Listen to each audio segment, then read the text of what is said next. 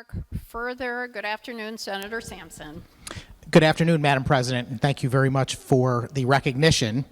I want to start by acknowledging the kind chairman of the Government Administration and Elections Committee and her favorable comments. I completely agree. We did not manage to come to language in the bill that's before us that everyone agreed on, but that was not without a lot of effort on all sides and I think genuine desire to reach a consensus. And as I stand before you today, Madam President, I can honestly say that you could look at the language that is in the bill before us several different ways, and I don't know that you'd necessarily be right or wrong, but I think that's also part of the problem and something that we should address.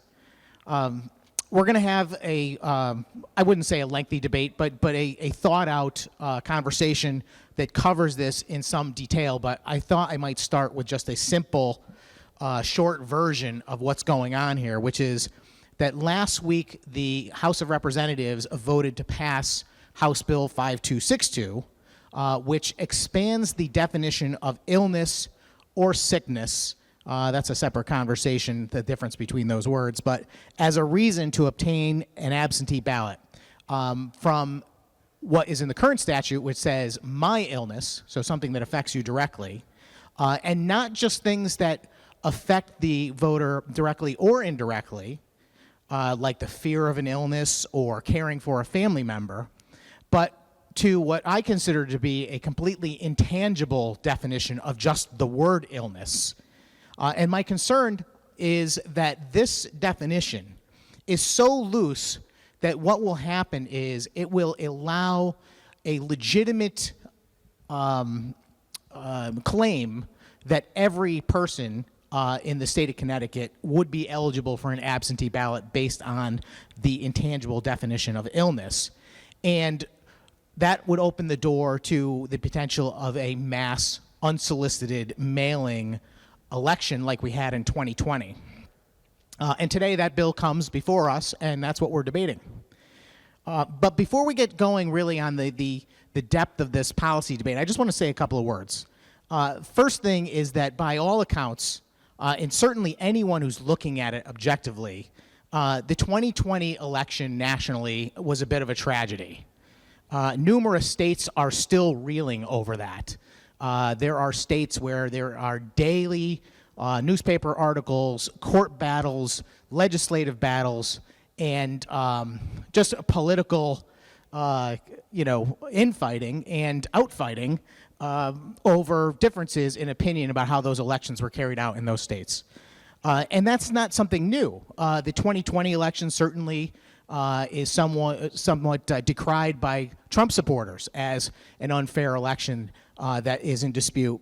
But I will remind everyone that the 2016 election was also an election that people complained about.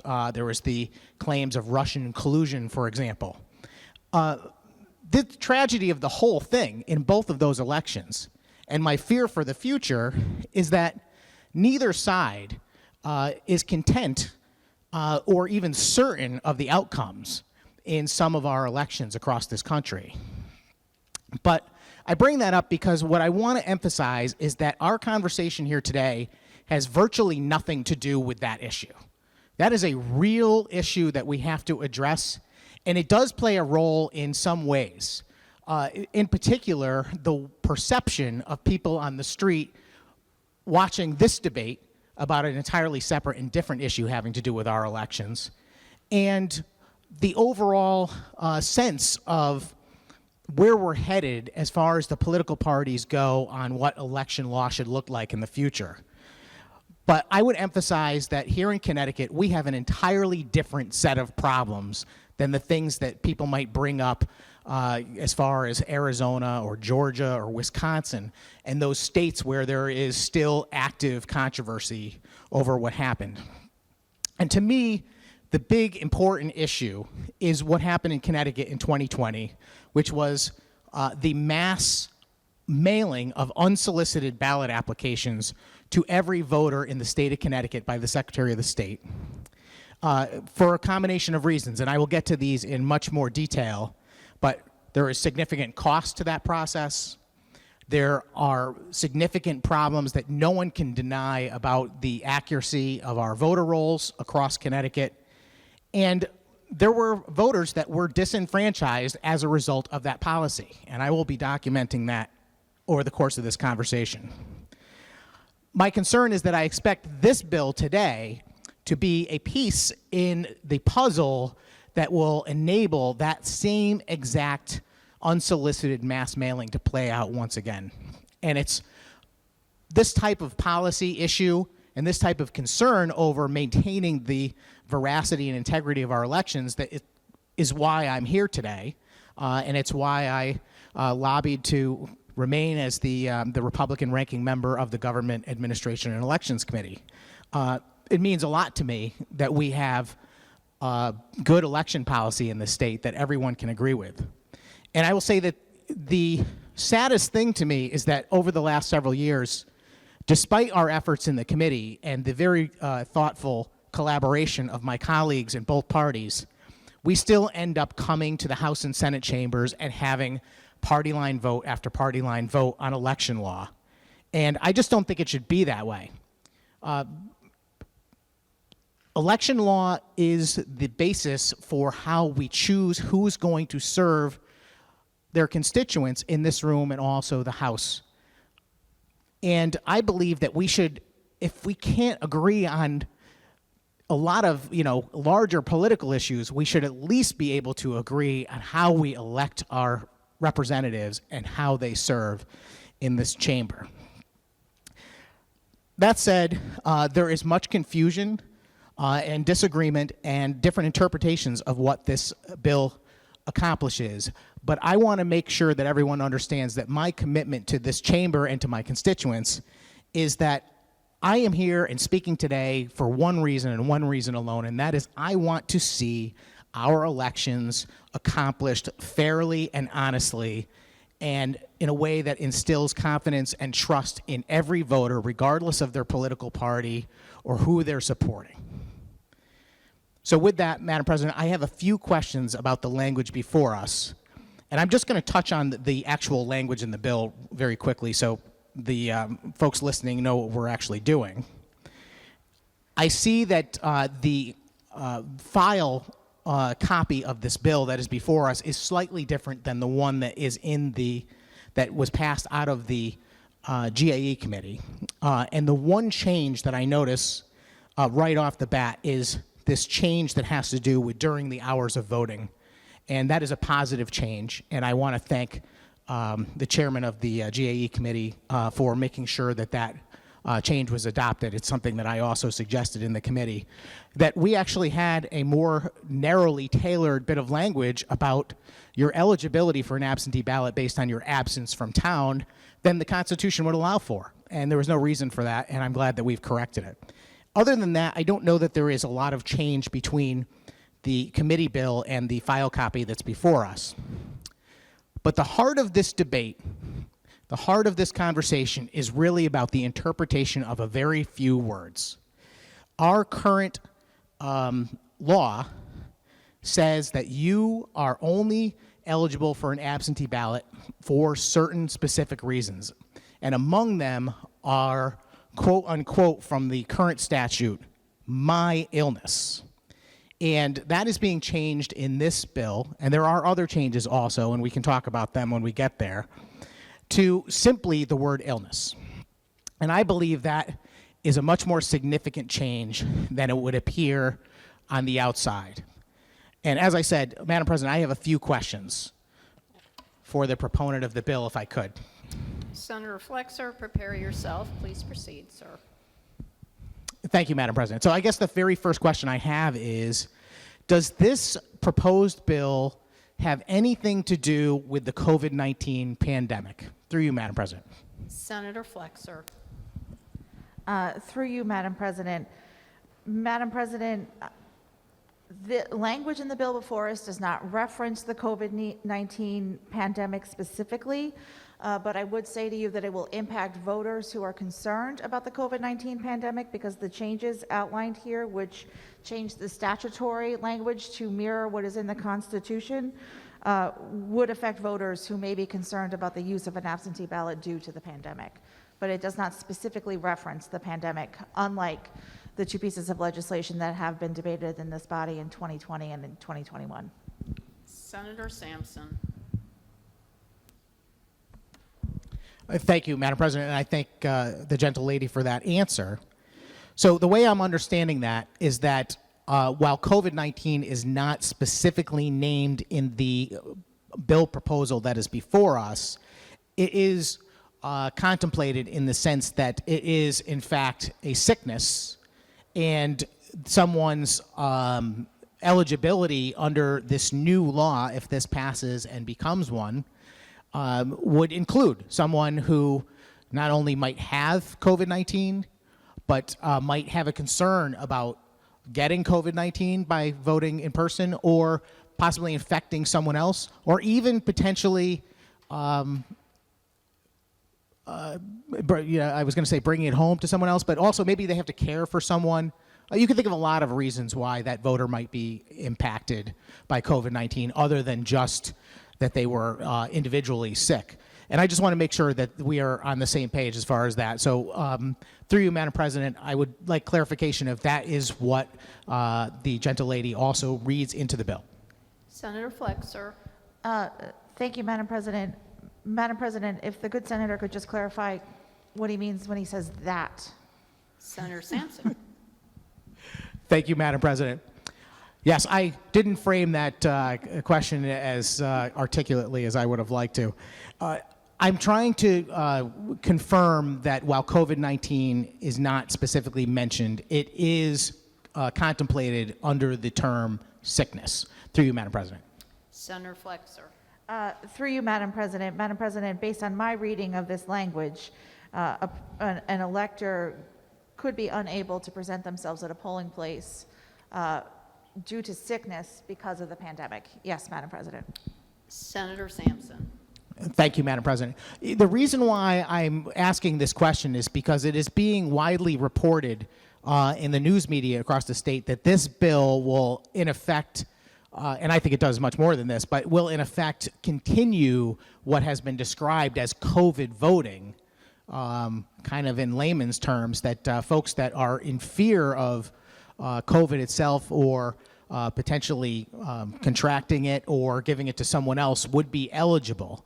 And we've had legislation in this chamber over the last couple of years that straight away indicated and included language that said COVID-19 is an acceptable reason for an absentee ballot. And in fact, our committee contemplated a bill very similar to this one, Senate Bill 184, which was almost identical, except that it also included COVID-19 as a specific item that would be covered. And I think it's so important for legislative intent, and I also think just for our own edification to continue this conversation, whether or not we think that the same type of COVID-19 voting that has occurred over the last couple of years could continue based on the adoption of this law. Is that correct? Through you, Madam President. Senator Flexer. Through you, Madam President, based on our conversations both in the committee with the Secretary of State's office and with the Attorney General's office, if an elector were to say that the COVID-19 pandemic made it so that they were unable to appear due to sickness, if this statutory change is made, then yes, that would be a reason why an individual voter may be unable to appear, and we would need to vote with an absentee ballot. Thank you, Senator. Senator Sampson. Thank you, Madam President. I was just thinking to myself while listening to the answer that I probably heard a lot more in the answer to the question than the average person might, only because I've been so deeply invested in every word of this policy. But when the good chairman says affected by sickness, does she mean, through you, Madam Chairman, that that person is personally sick, or would the fear of COVID suffice as a reason for someone to be unable to appear? Through you, Madam Chairman. Senator Flexer.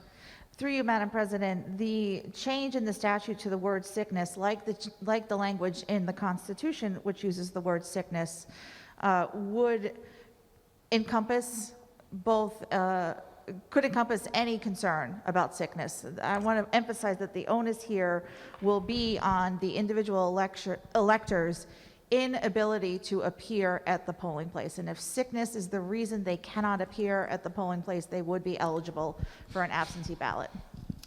Senator Sampson. Thank you, Madam President. I appreciate that answer very much. However, I would like a more clear answer, if I could, to this very specific question, which is that if a voter believes that they have the potential of coming down with COVID-19 by voting in person, or potentially spreading that virus to a family member or someone close to them, would that suffice if they felt they were unable to appear because of that? Through you, Madam President. Senator Flexer. Through you, Madam President, yes, it would. Senator Sampson. Thank you very much, and I appreciate the answer to those questions very, very much. There were a few things said that I'm going to go back to. I made a couple of notes, but to me, that's a big deal. We have established that this bill will effectively continue COVID voting in Connecticut through the next election. And as I stated from the outset, my number one concern about this bill is that it enables another mass unsolicited mailing. And that really is only something that is likely to happen in a case where every person becomes eligible for an absentee ballot. And I believe in this case of a pandemic and in the things that have transpired just in the last couple of years, this is what determines whether we actually have no excuse absentee voting in the state or not. And I'm going to argue that this bill effectively creates no excuse absentee voting without a constitutional change. And I think we are well on our way to doing that. Through you, Madam President, is a public health emergency required for someone to exercise that need for an absentee ballot and to obtain one based on the fear of COVID as we just described? Through you, Madam President. Senator Flexer. Through you, Madam President, the bill before us uses the term sickness just like as it is used in the state's constitution, so it doesn't put any further restrictions or limitations on the definition of sickness. So no, it does not say that there needs to be a public health emergency in place for someone to exercise their right to vote using an absentee ballot. Senator Sampson. Thank you, Madam President, and I appreciate that answer. To me, that means that we will not only have COVID voting as we've had for the last couple of years, that means we're going to have COVID voting in perpetuity, whether or not there is a public health emergency declared or undeclared. And I think that is a big deal. Let's talk about the constitutional language really quick. The state constitution in Article 6, Section 7 reads, "The General Assembly," that's us, "may provide by law for voting in the choice of any officer to be elected or upon any question to be voted on at an election by qualified voters of the state who are unable to appear at the polling place on the day of election," and this is the operative part, "because of absence from the city or town of which they are inhabitants, or because of sickness, or because, or physical disability," forgive me, I didn't mean to add any additional words, "and or because the tenets of their religion forbid secular activity." What I want to say about that really is that ever since this constitutional amendment was adopted back in 1932, it has been understood to refer to an individual's sickness. And we can certainly disagree about that, and I'm even sympathetic to the idea that that could be expanded.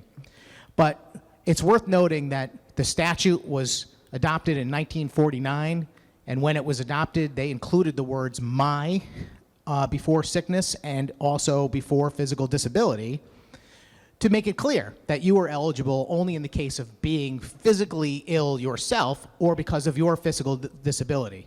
And, we can have a conversation about that because the first reason, because of absence from the city or town of which they are inhabitants, I don't think it would be logical to say that you cannot vote in person because, therefore you need an absentee ballot because your neighbor is out of town on business. That wouldn't make any sense. So even though they are not actually referring to an individual in this particular thing, it all goes back to qualified voters and their inability to appear, it's pretty obvious to me that they're referring to that individual voter's inability to show up and because of their individual absence from the town.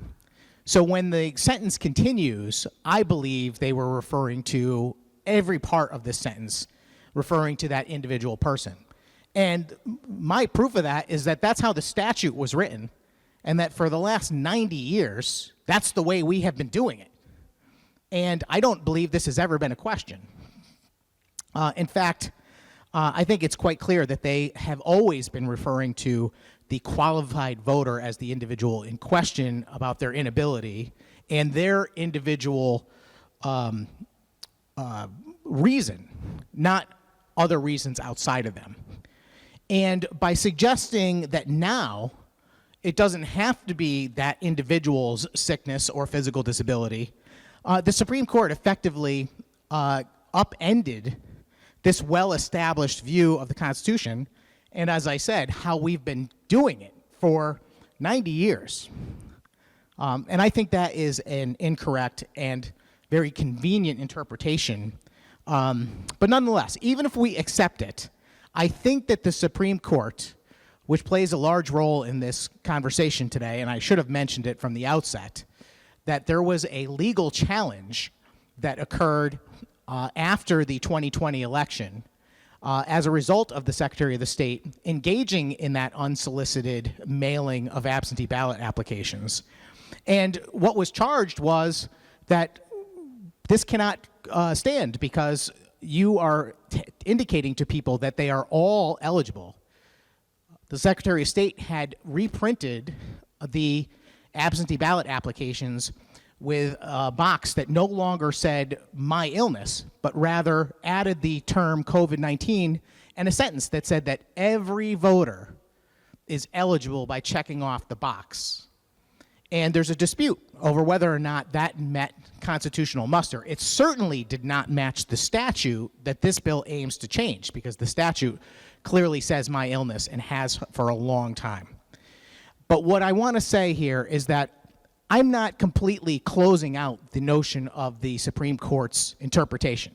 I think they're wrong, and I think that it was somewhat political that they came up with the answer that they did for this question.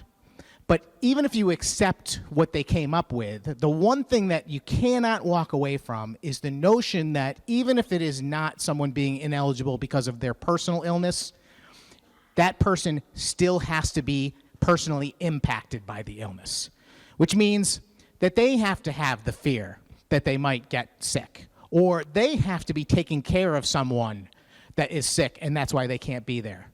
The idea that something that has no bearing on them whatsoever, someone being sick in a foreign country that they have no connection with, for example, could be a reason for eligibility, I believe is a stretch. I think that is the crux of the question here. And my efforts in the committee were simply to try and find language that makes it clear that we are referring to simply illnesses or disabilities that impact the qualified voter. But what we have before us is language that I think is vague, it's confusing, and I do believe it has far-reaching consequences. And not just in the case of a pandemic, where we just established that we have effectively written a bill that is before us, that has already passed the House of Representatives, that is moments away from being voted on, that will enable another mass mailing election based on the fear of COVID-19. There is a concept in the law called void for vagueness. And this is a doctrine in the law that essentially says that when a law is written, if it is not written in a way that a person of ordinary intelligence can understand what is being said, or that you have two people of reasonable intelligence who can read the language and come up with different interpretations, that is a dangerous type of law to make. and that it can be determined to be unconstitutional based on its vagueness. And I believe that's what we have here. We have an existing law which is perfectly clear, my illness. And we're going to replace that with a law that is completely vague because it uses a completely intangible word of sickness. Before I go on, I have to just clear one thing up. Through you, Madam President, is there any difference between the word illness or sickness as is used in our statute or the Constitution? Through you, Madam President. Senator Flexer. Through you, Madam President, the word illness is the word that is currently in our statutory language, and the word sickness is the word that is currently in our state's constitution. The bill before us is working to mirror the statutory language with the language in the Constitution, so changing the word illness to sickness so that there's consistency and so that one can assume just the one meaning of the word sickness as is in the Constitution and will, if we pass this measure, also be the language, or will be the word that is used in our statutes, and so there won't be any confusion between any variance between the word illness and sickness. Thank you. Senator Sampson. Thank you, Madam President, and I appreciate that answer. I guess my follow-up would be, I have no issue with either word, and as far as I can tell, there is no real significant difference between them, and I would hate for this debate to get lost in some sort of confusion over whether we're using the word illness or sickness. I don't think it matters. And I certainly don't object to the word illness in our statute being changed to sickness based on the Constitution, but I don't think that's the issue. The operative language is the removal of such electors or persons ahead of the word sickness. That is what's being changed that matters. So just to follow up through you, Madam President, I'm just curious if the chairman disagrees with me that illness and sickness as words that are used in the statute or the Constitution appear to be interchangeable. I don't see a distinction. I'm curious if you see one. Through you, Madam President. Senator Flexer. Through you, Madam President, given that the word sickness has been in our state's constitution for decades and the word illness has been in our state statutes for decades, I can presume that they've been used interchangeably over that period of time, but for consistency, the effort today is to use just the one word, sickness, in both documents moving forward. Senator Sampson. Thank you, Madam President. I like that answer very much, although I agree with it thoroughly, but I don't know if it gets to the heart of my question, which is, does the chairman see any real difference between the use of either word? Are we going to get into a conflict in our further debate over the use of one versus the other, or do we agree that that is not really the issue here, and rather it's the other operative words that are being changed? The short question, through you, Madam President, is there a difference between the definition of sickness or illness that affects this statute? Through you, Madam President. Senator Flexer. Through you, Madam President, and I certainly want to say this as respectfully as possible. I'm not sure that it matters whether I believe there's a difference between the word illness and sickness, in that I do think it would be better for our statute moving forward if the word sickness was used, since that is the word that is in our state's constitution. Senator Sampson. Thank you, Madam President. Thank you for that answer. I think it matters what the chairman thinks, and I do think that it goes towards legislative intent. But I don't think we disagree, and I will leave it at that. That I haven't heard anyone say, well, we must use the word sickness versus illness because sickness incorporates some additional definition that the word illness does not. It's just a matter of the Constitution says sickness, and we are going to revert back to that at this point. But I don't believe it's a policy difference. In fact, I think this is something that would legitimately be called a technical change by LCO. I'll just reiterate that the Constitution does in fact say sickness. And I'll also point out that the language in our Constitution has not changed on this subject since 1932 when it was first adopted. No one has gone back to change this portion of the Constitution. It's also worth noting that looking up the legislative history, that for years after the constitutional amendment was adopted, there was no statute. The governing policy was simply the Constitution. The statute was first adopted in 1949. So that's quite a while after. And that statute has been touched, I don't know, I didn't add up the numbers, but I have the legislative history about the statute as it currently reads now that we are on the precipice of changing. And if you read the history, you can see that the statute has been touched, I don't know, 20 times.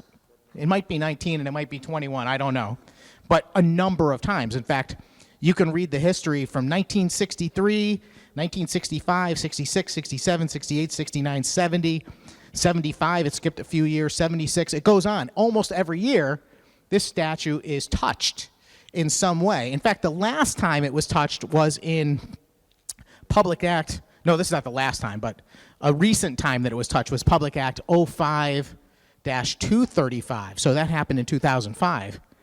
And what's really interesting about that law is that law was debated ad nauseum in this legislature. And the purpose of that law was to prohibit any misrepresentation of the eligibility requirements for voting by absentee ballot.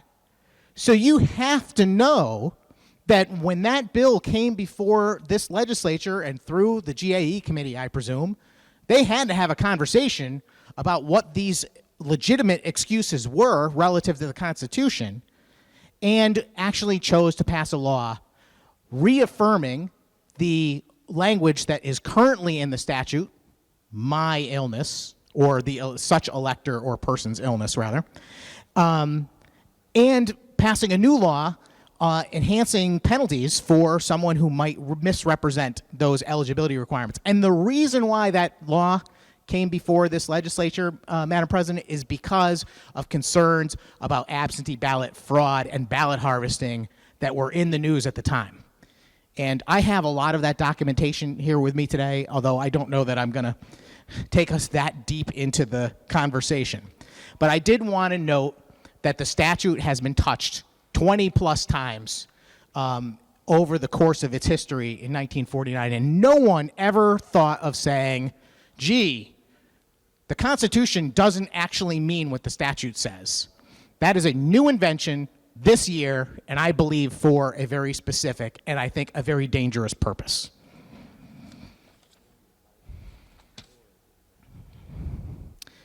I'll repeat that I'm very sympathetic, however, to the notion that we might want to review that constitutional language, and we might want to modify our statute accordingly, because I do believe there are legitimate reasons to ask for an absentee ballot other than your personal illness. The fact that you are fearful of coming down with a deadly virus, I think, is a good enough reason. And I am in favor of policy that says that. I also think that if you have to care for someone because of their physical disability is a perfectly good reason, and I'm in favor of that as well. I'm in favor of a lot of things, as a matter of fact, Madam President. The problem I have is that there is a process by which we are supposed to follow when we make these types of changes. And I believe these changes require a constitutional change. The simple changing of this statute doesn't do it as far as I'm concerned. And that's what concerns me. And as I stated from the outset, there are multiple ways that you can view the wording of the Constitution that I think are legitimate. But I think it's very hard to go back and say, well, the way we've been looking at it for 90 years is wrong. So we're going to change it now.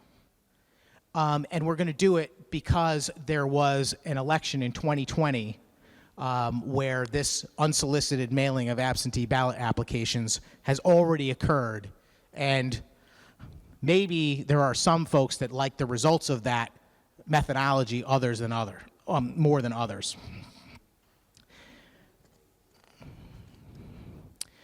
During the debate in the committee, I offered an amendment effectively changing the proposed bill before us and also changing the current statute to what I thought was matching the rhetoric coming from the majority about what the bill is supposed to be doing. The notion that, look, the Supreme Court says it doesn't have to be that person's illness. It could be more than that. And I recognize that you can interpret it that way. As I've already said, I don't agree with it, but taken at face value, I can understand how someone can get to that point. So I offered an amendment as broad as I could possibly conceive of. In fact, when I talked to the staff about it, I said, stop putting limitations on this. I want it as broad as it can possibly be to incorporate anyone's impact based on illness outside of their own personal illness or them being sick themselves. Because to me, that's what the Supreme Court said. They said, we recognize that an illness can affect your eligibility for an absentee ballot beyond your personal illness. But the idea that an illness that goes beyond something that actually affects you, to me, is going too far. And if I could make it any more clear, that's my problem with the language in the bill that's before us and why I've been desperately trying to change it. So, I have an amendment, which I will bring up in just a second, but maybe I will share the language of it before we even call it.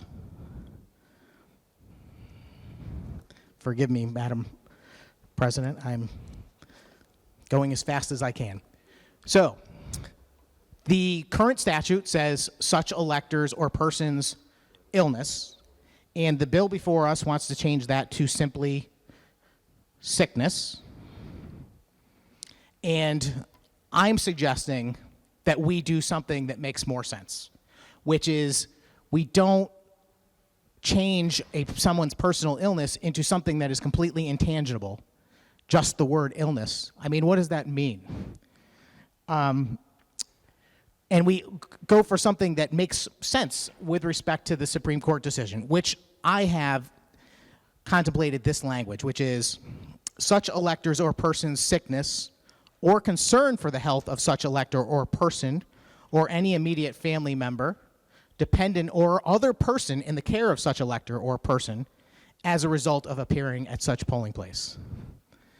And I would just ask my colleagues in this chamber if they could think of some situation beyond that language where someone should be allowed to use illness as an excuse for an absentee ballot. And I think you'd have a very tough time doing that and being seen as reasonable. Sadly, and that's not the exact language of the committee amendment, but it's very close. Sadly, that amendment failed on a party line, and I don't begrudge my colleagues on the other side of the aisle for voting it down, other than it would have been great if we could have come to some understanding that we needed to get to language that resolved the minority's concern. So I ask, who would not be covered by that language? And the difference really is that the bill that's before us uses sickness as an intangible, as I described. It has no descriptor. And intangible words are not reasons.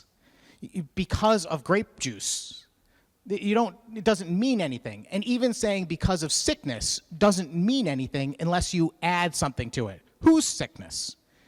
And in fact, through you, Madam President, I will just ask, the proposed bill before us takes out such electors or person's illness and replaces it simply with sickness as a reason. So through you, Madam President, whose sickness are we referring to? Through you, Madam President. Senator Flexer. Through you, Madam President, again, the language before us mirrors the language in the Constitution. So in the Constitution, it doesn't use the term such electors, it uses the term qualified voters, and then it goes on to reference sickness. So it doesn't give any additional detail, and that's what we're trying to mirror in this language here today. Senator Sampson. Thank you, Madam President, and I appreciate the answer. And we're going to get back to the notion of mirroring in a moment. But I think we have to try harder to come up with an answer for why someone would be eligible for an absentee ballot under the bill that is before us because sickness is a definition. That sickness must refer to some individual sickness. Does it refer, we could do this, by multiple choice. We could say, does it refer to the person? Yes. Does it refer to someone who lives with the person? Yes. Does it refer to their dog? Yes. We could go on for quite some time. What I'd like to know is where that begins and ends. And if the gentle lady could help me with an answer to say whose sickness is covered and whose sickness is not, I would appreciate that. Through you, Madam President. Senator Flexer. Through you, Madam President, I would encourage my colleague to focus on the notion that sickness would have to be a reason that an elector was unable to appear. And so you have to think of these two concepts in conjunction with each other, that sickness has to be the thing that is preventing you from appearing at the polling place. It has to be the thing that makes it so that you are unable to appear. And this is a very individualized decision, as is, has been the case for a long time in terms of an elector choosing to exercise their franchise through an absentee ballot, through the limited reasons that our Constitution and our state statutes allow for. Senator Sampson. Thank you, Madam President. I appreciate that answer, and I assure the chairman that I am, in fact, taking that into consideration. But I would note, and we did have this conversation earlier, that the Supreme Court also reaffirms in their decision that ultimately it is the decision of that voter in making a determination of whether or not they are eligible based on sickness. And based on that, I don't believe that there is a single person who could be challenged. And I suppose that's the problem I have. Not that we have a history of challenging people on their claims for needing an absentee ballot, nor should we. And in fact, we'll talk about no excuse absentee voting later, which is something I really don't have an issue with as long as we have the proper protocols to make sure that we ensure a fair election with the proper security protocols. But in effect, if you have no limits on what a voter can claim is their reason for being unable to appear, other than an intangible word, you've effectively created no excuse absentee voting again. And to me, that's why I keep going back to this same issue, because if it could be argued somewhere in this statute that you have to prove that that sickness, quote unquote, impacted your ability to appear, then reasonable people might agree or disagree on what that is. But there is no such test in this statute. Nowhere else in our law that I'm aware of do we make a determination like this. It's like, well, Mr. Sampson, did you rob that bank or not? Well, if the statute leaves it up to me whether I robbed the bank, that's not really any parameters at all. And that's what's the problem here, is we're simply leaving an intangible definition out in the breeze to be interpreted by that voter. And I'm not worried about the voter, Madam President. The voter's the last person I'm worried about. I think voters should be able to walk in and get an absentee ballot for any reason they choose, whatever. My issue is that it's going to be interpreted by other people that they're eligible, and in fact, creating eligibility for every person in the state and creating a methodology for another unsolicited mass mailing and ballot harvesting on a scale that we have not seen before. Words mean things is really what I'm getting to. And I've tried to make an effort to offer language that I believe would clear this up in a way that we would not run into the constitutional concern over being void for vagueness, and that there's no question that we intended, as the Supreme Court said, to expand the definition of sickness or illness beyond the individual voter. As I said, I can get behind all that, but we should do it the right way. And it's a significant frustration to me, Madam President, that, I've served in this legislature for many years now, and I've worked on many, many bills. And honestly, I ask for very little. I really do ask for very little when it comes to trying to find common ground on a lot of things. And I'm willing to concede completely my point about how I think the Constitution did intend for an individual illness. And though I'm willing to change that, I believe it should go through the constitutional process. I'm willing to concede that. But at the time I'm willing to do that, I also say, can we write the bill so it says what you say it says, and not something that is so vague that it's problematic? And with that, Madam President, I'm going to make another attempt and offer an amendment to do so. So the clerk is in possession of amendment, and I just want to make sure that I don't mess up and call the wrong one. 3925 is the LCO number. I'd ask that I be allowed to summarize that amendment. And Mr. Clerk. LCO number 3925, Senate Schedule A. Senator Sampson. Thank you, Madam President. Just briefly, and I covered a lot of this already, this changes the language in the bill before us, which would omit the current statute's requirement for such elector or person's sickness and simply replace, or illness rather, and replace it with simply the word sickness, and changes that to such electors or person's sickness or concern for the health of such elector or person or any immediate family member, dependent, or other person in the care of such elector or person as a result of appearing at such polling place, and also under the category of personal disability or physical disability for the same reason, that a physical disability that affects a family member or something can affect your ability as a voter to be able to go to the polls. So this includes language for that also, which says such electors or person's physical disability or concern for the physical capability of such elector or person or immediate family member, dependent, or other person in the care of such elector or person as a result of appearing at such polling place. I move adoption. I would ask my colleagues very simply, who is not covered by this that should be? If you have a legitimate answer, I can see you voting no. But if there is no person that should legitimately be covered by the constitutional determination by the Supreme Court and the intention of the bill that's before us, then we should adopt this amendment. It would make me happy. I would understand that what we're doing is clear to everyone in both parties and across the board, and I don't think we would have any problem with the constitutionality of the law going forward. As I said, I move adoption, Madam President, and I'd like a roll call vote on the amendment. Thank you.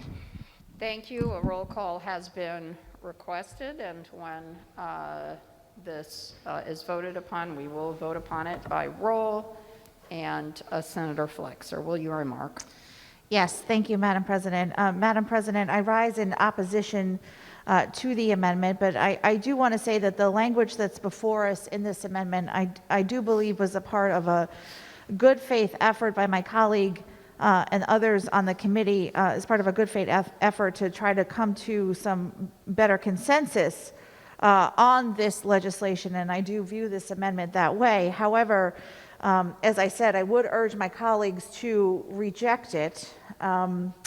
And largely because over the last several weeks, and frankly several years that we've been looking at legislation like this, there is some concern that why should our state statute be any more limiting than the language that is in the Constitution? And there is a lot of frustration, not just by members of the legislature, but by voters across the state, that we have such stringent restrictions on the franchise in our state. And so I think moving forward with the legislation that's before us as is, where the language in the statute is only as limiting as the language that exists in the Constitution, is the best way to move forward. And again, while I do appreciate that, I believe that the amendment that's been offered by my good colleague is a good faith effort to ensure that voters who continue to be concerned about the pandemic can continue to vote. I would caution us to not change the statute in this manner, because we don't know what the next crises might be.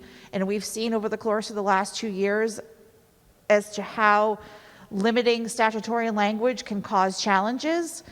And there may be language here that looks good today, but in another crisis might present itself a different problem. So unfortunately, I have to encourage my colleagues to say no to this amendment. Thank you, Madam President. Thank you, Senator Flexer. Will you mark further on the amendment? Will you remark further? If not, Mr. Clerk, would you kindly call the vote on the amendment, and I will open the voting machine.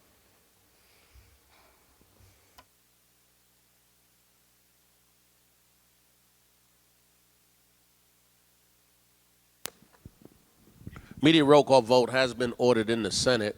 Immediate roll call vote has been ordered in the Senate, LCO number 3925. Immediate roll call vote in the Senate on LCO number 3925. Immediate roll call vote in the Senate. Members voted. The machine will be locked. Mr. Clerk, would you kindly call the vote on the amendment? Senate Amendment A, LCO number 3925. Total number voting 34. Total voting yea 12. Total voting nay 22. Absent not voting 2. And the amendment fails. Senator Sampson. Thank you very much, Madam Chairman. I appreciate how close we were to passing that amendment, even though the tally was a party line vote. I know that it was much closer than that in many ways. One thing I want to discuss is the repeated references to the bill before us being described as mirroring the Constitution. The gentle lady said that this bill is designed to put the language in the statute in concert with the Constitution in her opening remarks. And later on said, we're working to mirror the Constitution, and then later, it mirrors the Constitution. And then again, speaking against the previous amendment, which I believe I did my best to try and mirror the goals of the bill that's before us as stated by the majority, that it potentially limited the breadth of the Constitution, unlike the bill before us. I would argue the exact opposite. I firmly believe that the amendment that I just offered, and I'm sad to admit this here, I think it actually went beyond the realm of the Constitution and may have been too aggressive in that regard. So I don't know how we could come up to that conclusion, but what I want to do right now is I want to end any appearance that what we are doing here is mirroring the Constitution. The fact is we are not mirroring the Constitution. The constitutional language is right there in Article 6, Section 7, and the way that it is written in the bill before us may contain the same words, but it certainly does not contain exactly the same words, and it certainly does not contain exactly the same punctuation. And these things, as I've described earlier, Madam President, words matter. So I have another amendment. And the one thing you can say about my amendment is that it absolutely conforms to the Constitution. And that is because the amendment is simply taking the existing statute and replacing it with Article 6, Section 7 of the Constitution to end all discussion about how this bill supposedly mirrors the Constitution. If that is what's truly desired by the majority, to mirror the Constitution, then you will vote for my amendment. And I will call that amendment, if I can figure out what number it is. I believe, Madam President, the clerk should be in possession of LCO 3826. I ask that that amendment be called and I be allowed to summarize. Mr. Clerk.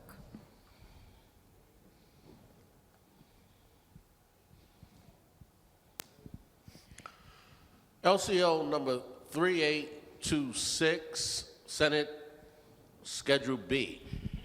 Senator Sampson. Thank you, Madam President. This amendment very clearly takes out the language that exists in our current law and replaces it with the exact word-for-word verbiage from Article 6, Section 7 of the Constitution, which reads,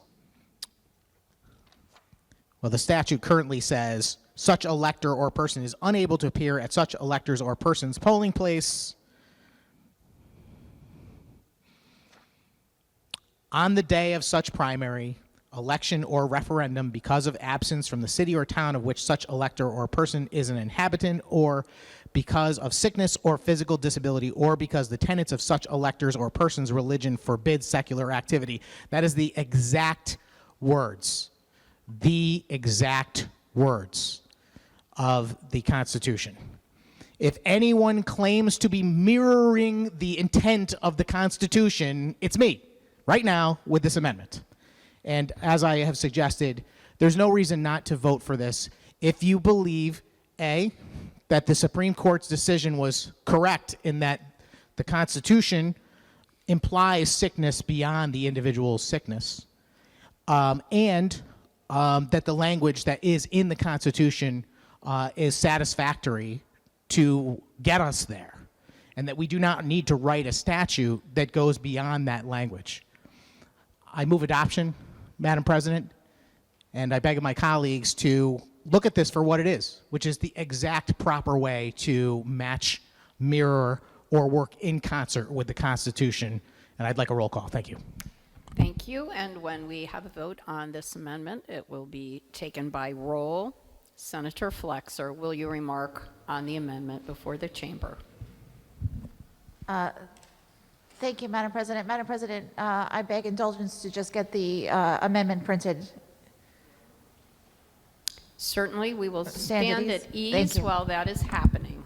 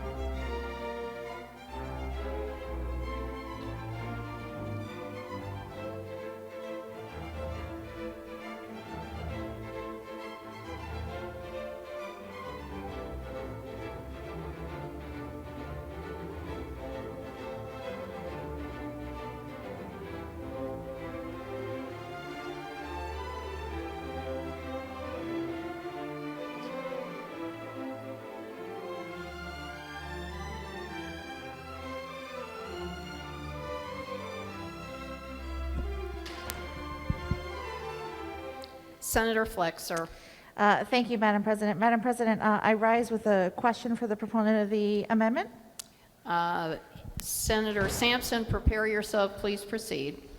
Thank you, Madam President. Madam President, first I want to thank the proponent for sharing with me a physical hard copy of the amendment. And I just want to clarify the changes in line 43, those are to comply with the language within the Constitution, Madam President? Senator Sampson.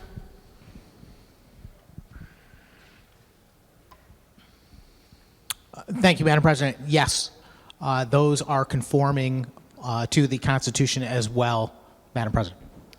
Senator Flexer. Thank you, Madam President. And Madam President, would this language before us in this amendment, how would it affect the service of people who are in our armed forces? And if this amendment were adopted, would their existing ability to use an absentee ballot continue? Through you, Madam President. Senator Sampson. Thank you, Madam President. Yes, it would. This portion of the statute does not impact the ability to obtain an absentee ballot for the other reasons that are specified elsewhere in our law. Through you, Madam President. Senator Flexer. Through you, Madam President. It appears to me, Madam President, that this language would remove the existing allowances for people who are actively serving in the armed forces to request an absentee ballot. But I won't belabor the point. I guess, Madam President, I would just say that I appreciate this amendment. I appreciate that I sincerely believe that it is part of a good faith effort to try to find consensus here today on this issue and trying to find a way for our statute to mirror the state's constitution. But Madam President, I would encourage my colleagues, unfortunately, to reject this amendment because there are some concerns about what this language might actually entail and other impacts it could have on current electors' ability in other arenas outside of sickness or physical disability to obtain an absentee ballot. And I believe that the measure before us does a better of addressing those issues in particular. So, Madam President, I would encourage my colleagues to reject this amendment. Thank you, Madam President. Thank you, Senator Flexer. Will you remark further on the amendment before the chamber?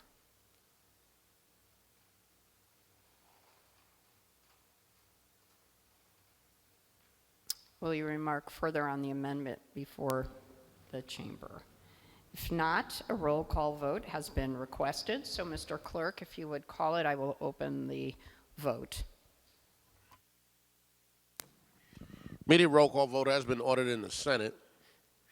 Immediate roll call vote has been ordered in the Senate. This is Senate Amendment B, LCO number 3826, House Bill 5262. Immediate roll call vote has been ordered in the Senate. This is Senate Amendment B, LCO number 3826 of House Bill 5262. Immediate roll call vote in the Senate. Senators voted. Have all the senators voted? If so, the machine will be locked. Mr. Clerk, please announce the tally on the amendment. Senate Amendment B, LCO number 3826 of House Bill 5262. Total number voting 34, total voting yea 12, total voting nay 22, absent not voting 2. And the amendment fails. Senator Sampson. Thank you, Madam President. I'm disappointed, of course, that that amendment did fail, but I do hope that going forward in this discussion, it does put an end to the claim that the bill before us is intended to mirror the constitutional language. No more proof is necessary than a failed attempt to mirror the constitutional language to prove that that is not what we are really doing with the bill before us. As I've said from the outset, my concern over this legislation is that I see it as a backdoor way to create no excuse absentee voting. And all you have to do really is look at the 2020 election, because effectively what this bill before us will do is create the same set of circumstances that the governor and the secretary of the state accomplished via executive order, and then that this body voted into law for a temporary period of time. And that is essentially saying that any person is eligible based on the existence of an illness, whether that illness is directly impacting them or not. And I would say you can't have it both ways. You cannot be saying that the Constitution always meant illness so broadly that everyone is covered, while you're also trying to pass a constitutional amendment through the legislature for no excuse absentee voting. And as I have said many, many times, I would much rather be doing the latter so we could have a real conversation about changing the Constitution and getting the approval of our constituents at the ballot box to do so.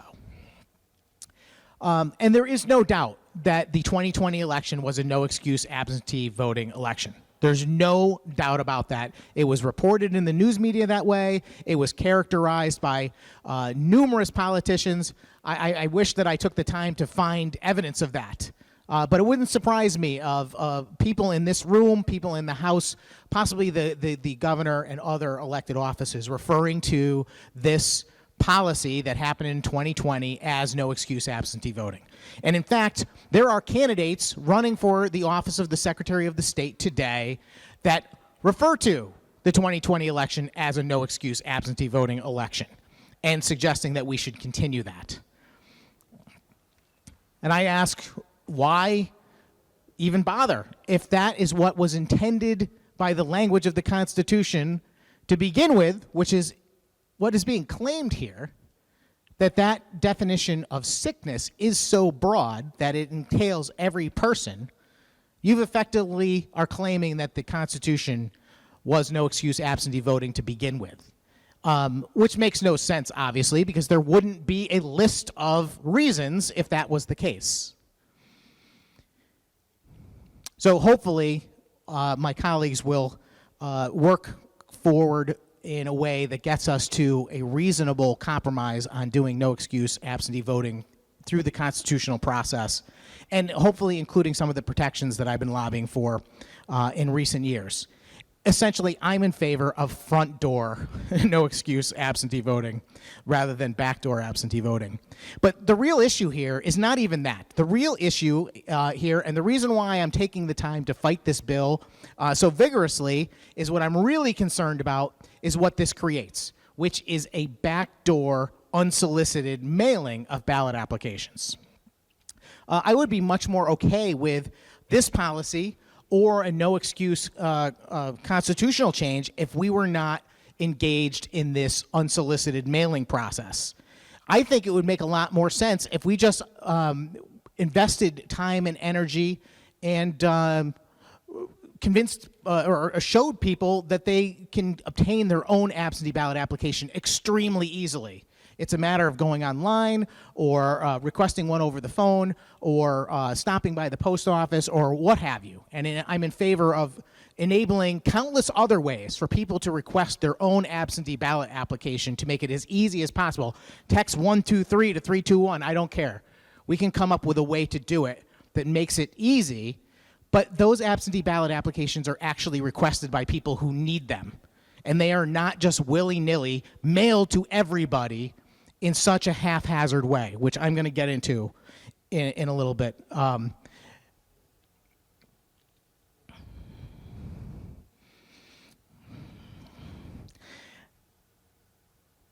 have a lot to say about the 2020 mailing. I just want to frame it in a way that I make the case effectively. And I think I will start with just some recent articles that have come out in the press addressing this issue. I'll also point out that, you know, we are here today tackling this bill very early on in the session.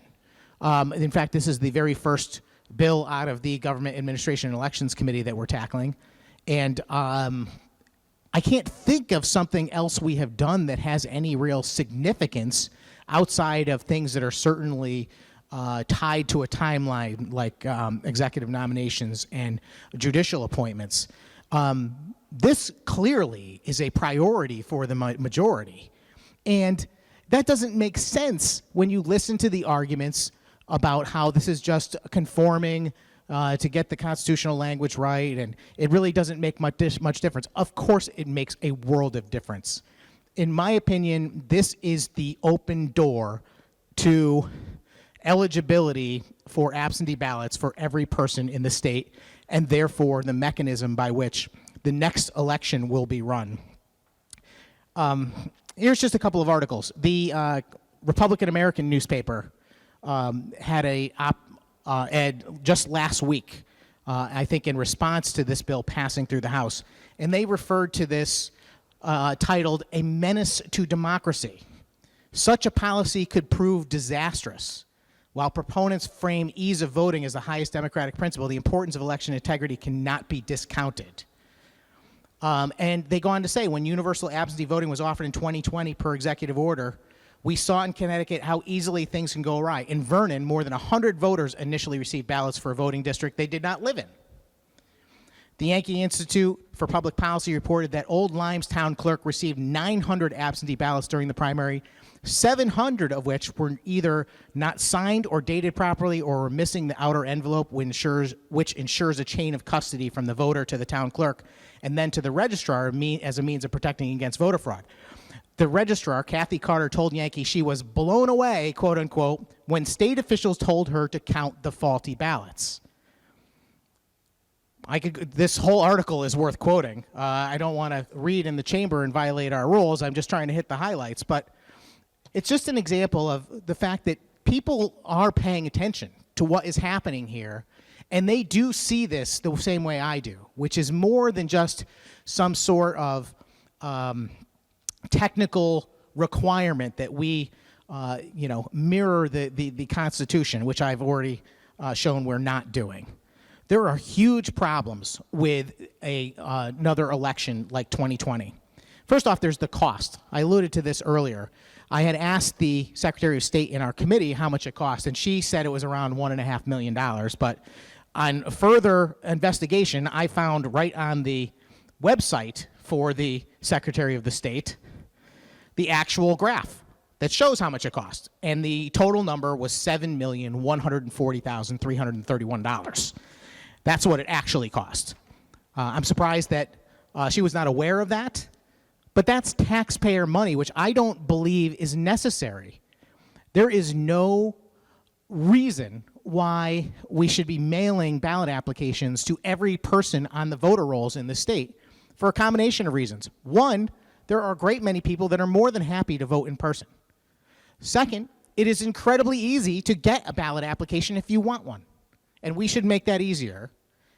And third, our voter rolls are a disaster. We're going to talk about that in a second, too. I was going to ask these questions of the chairman of the GAE committee, but I'm just going to answer them myself to save us the time. But how many ballot applications were returned in the mail in the 2020 primary and the 2020 general? Well, this information also came from the Secretary of State directly, so I welcome anyone who might want to correct my information. But what I have is 75,000 applications were returned in the primary alone. 75,000 applications returned. So in other words, the voter rolls were that incorrect that just for primary voters, 75,000 of them were mailed to people that did not live at that address. In the general election, another 100,000. The total being 184,000 applications. Think about the cost of that, if nothing else, and what concerns that might raise. In a previous debate on the COVID voting that we had here, I went through a list of people that had contacted me and my office to point out the sheer volume of absentee ballot applications that were mailed to them incorrectly.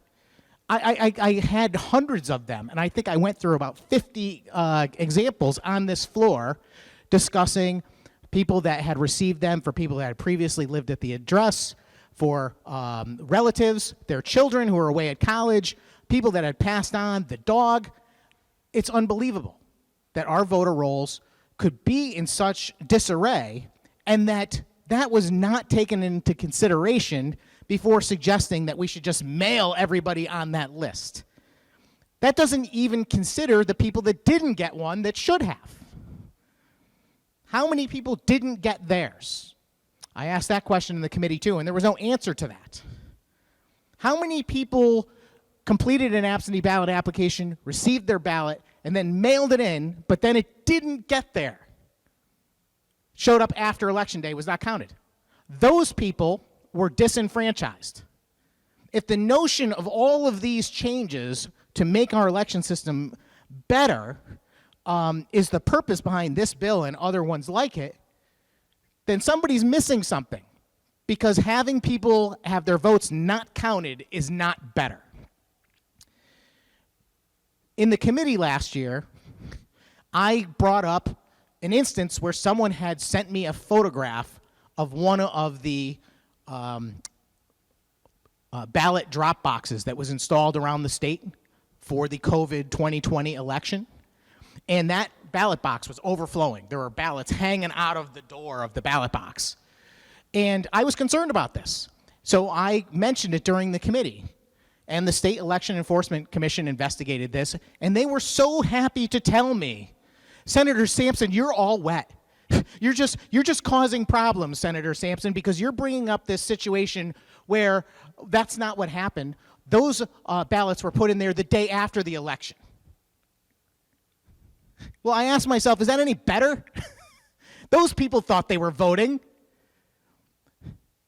But no, their votes did not count. There are other states across this country that actively engage in significant amounts of mail-in voting. And that's the crux of this issue really here, which is that traditionally in the state of Connecticut, we send out a handful, literally 1% of our votes are cast by mail via absentee ballot. In the 2020 election, when every person was mailed one based on the notion that everyone is eligible, that number went up to like 30%. I don't know, it might be more than that. It was 650 or 60,000 applications and ballots. That is a huge difference. And other states that do that amount of mail-in voting, they have protections and protocols in place because of it. Because everyone recognizes the concerns about that. And yet, we don't have those protections. And a lot of my purpose for standing here today is to make the case that if we're going to go down this road and we're going to do more mail-in voting, fine. But let's do it right. Let's do it like other states do it. Let's have respect for the process. I opened my remarks today with the fact is that people who call themselves Republicans and people that call themselves Democrats, both of them are angry at the end of every election because they feel like somehow something was up. In 2016, it was the Russian collusion, and in 2020, it's Trump's big lie. Whatever it is, that's no way for it to be. Everyone, regardless of their party affiliation, should end with the election with the feeling that, my guy won, or my guy lost, or gal. But when you have legitimate reasons, and I'm not saying everything that everyone's complaining about across the country is legitimate, but there are legitimate reasons why people are complaining that the process was wrong, and I've witnessed quite a few of them myself, not the least of which was the overflowing drop box. Other states that use drop boxes, they actually monitor those drop boxes. They make sure that if we're going to put a drop box out there for people to put their votes in, because every vote is important and deserves to be counted, they make sure that there's no tampering with the drop box. In our state, these drop boxes are put outside. They are not monitored by a person or a camera or anything. And that's wrong, Madam President. And I have another amendment. The clerk should be in possession of LCO 3875. I ask that that amendment be called and I be allowed to summarize. Mr. Clerk.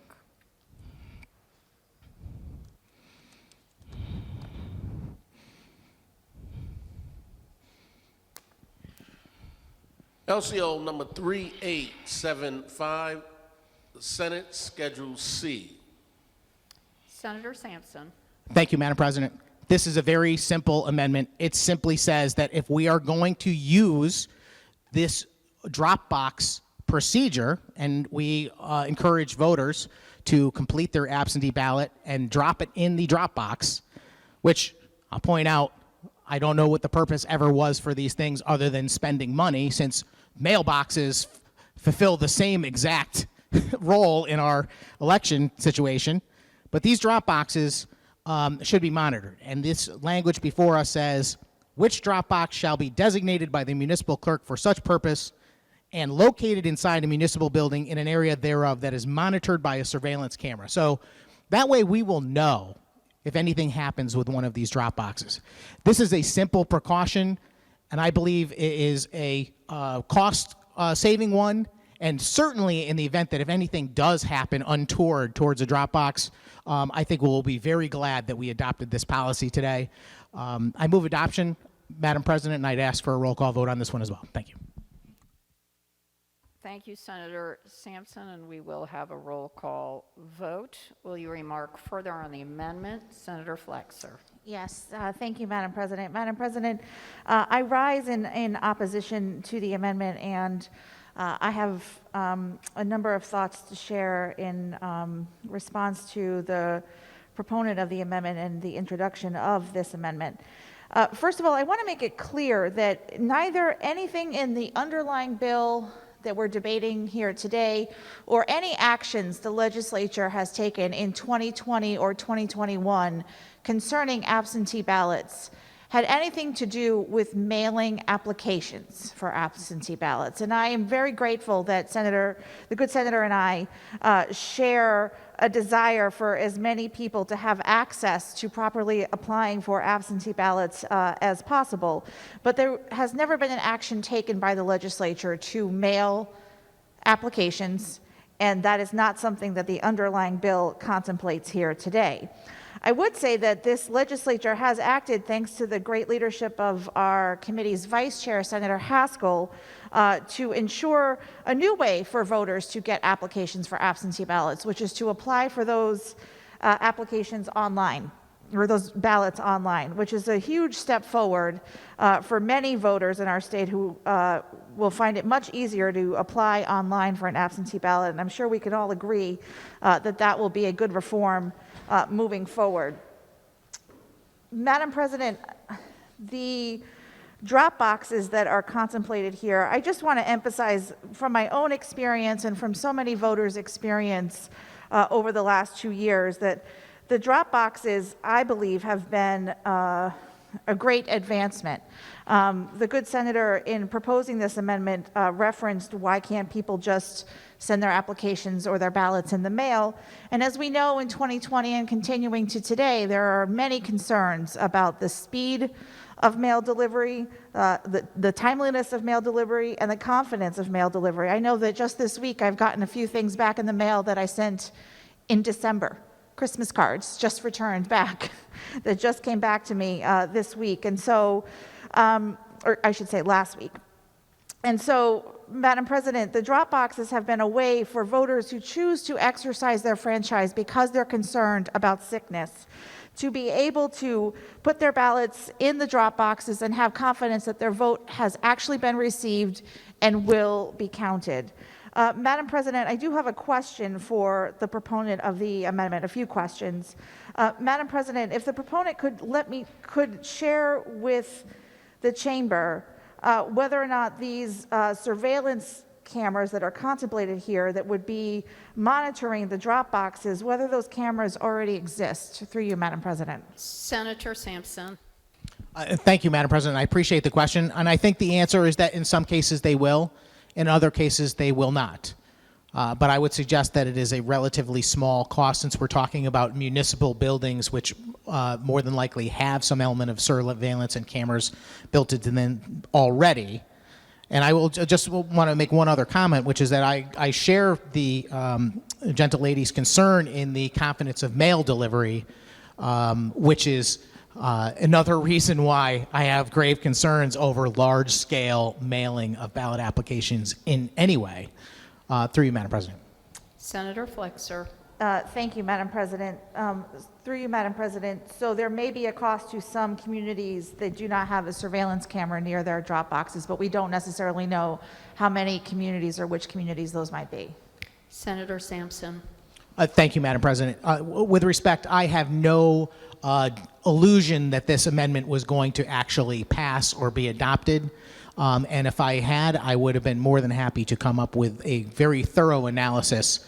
And I am certainly delighted if there is interest. We have the remainder of the legislative session. We can maybe accomplish a similar proposal if the chairman is interested. Senator Flexer. Thank you, Madam President. And Madam President, I do have one more question for my colleague, my good colleague, but I do have a little bit of a lead up to it.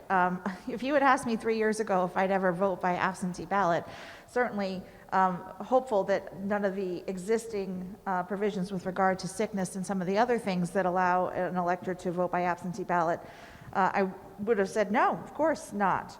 I liked voting in person. It was a fun thing to do. It's an exciting thing to do, whether that was in a local referendum or in the big presidential election and everything in between. But I think we've seen over the last 2 years how valuable these drop boxes have been. And one of my other concerns about the amendment before us is how limiting access to these drop boxes will be, Madam President. Madam President, through you, what hours will the drop boxes be accessible to voters if this amendment were to pass? Senator Sampson. Thank you, Madam President. That is not contemplated in the amendment. Senator Flexer. Thank you, Madam President. Madam President, I believe municipal buildings, for the most part, with exceptions for maybe late night public meetings that may be happening, do have certain hours where they're opened and certain hours where they're closed. But many of the drop boxes we have right now are located outside, so they're accessible to voters 24 hours a day, 7 days a week. And so that's another concern I have with this amendment, Madam President, that it would be limiting voters' access to returning their absentee ballots to just the hours that a town hall usually, or another type of municipal building that may currently be the host to the drop box, would be accessible. So, Madam President, I would encourage my colleagues to reject this amendment this afternoon. Thank you, Madam President. Thank you, Senator Flexer. With that, Mr. Clerk, if you would please call the roll, and I will open the voting machine.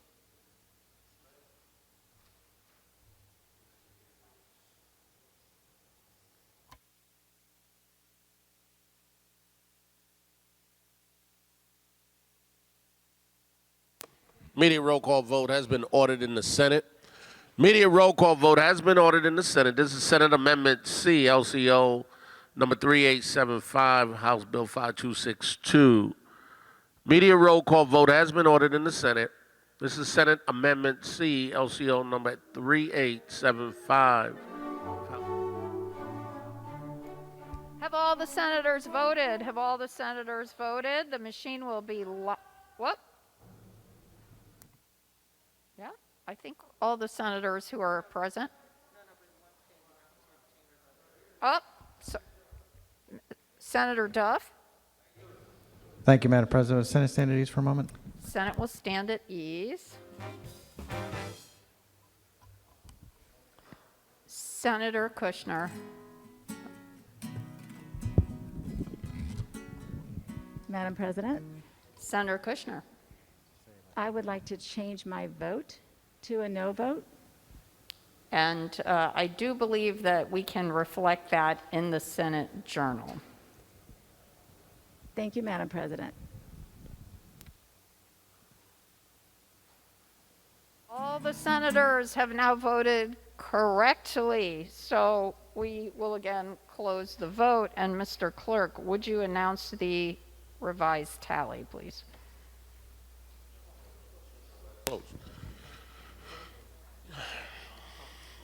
Senate Amendment C, LCO number 3875, House Bill 5262.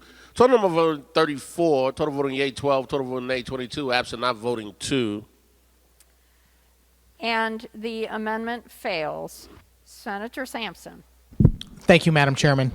Of course, I'm disappointed once again that what I consider to be, I think, a thoughtful and workable solution to at least one element of mail-in voting issues, that amendment failed. I think that's disappointing.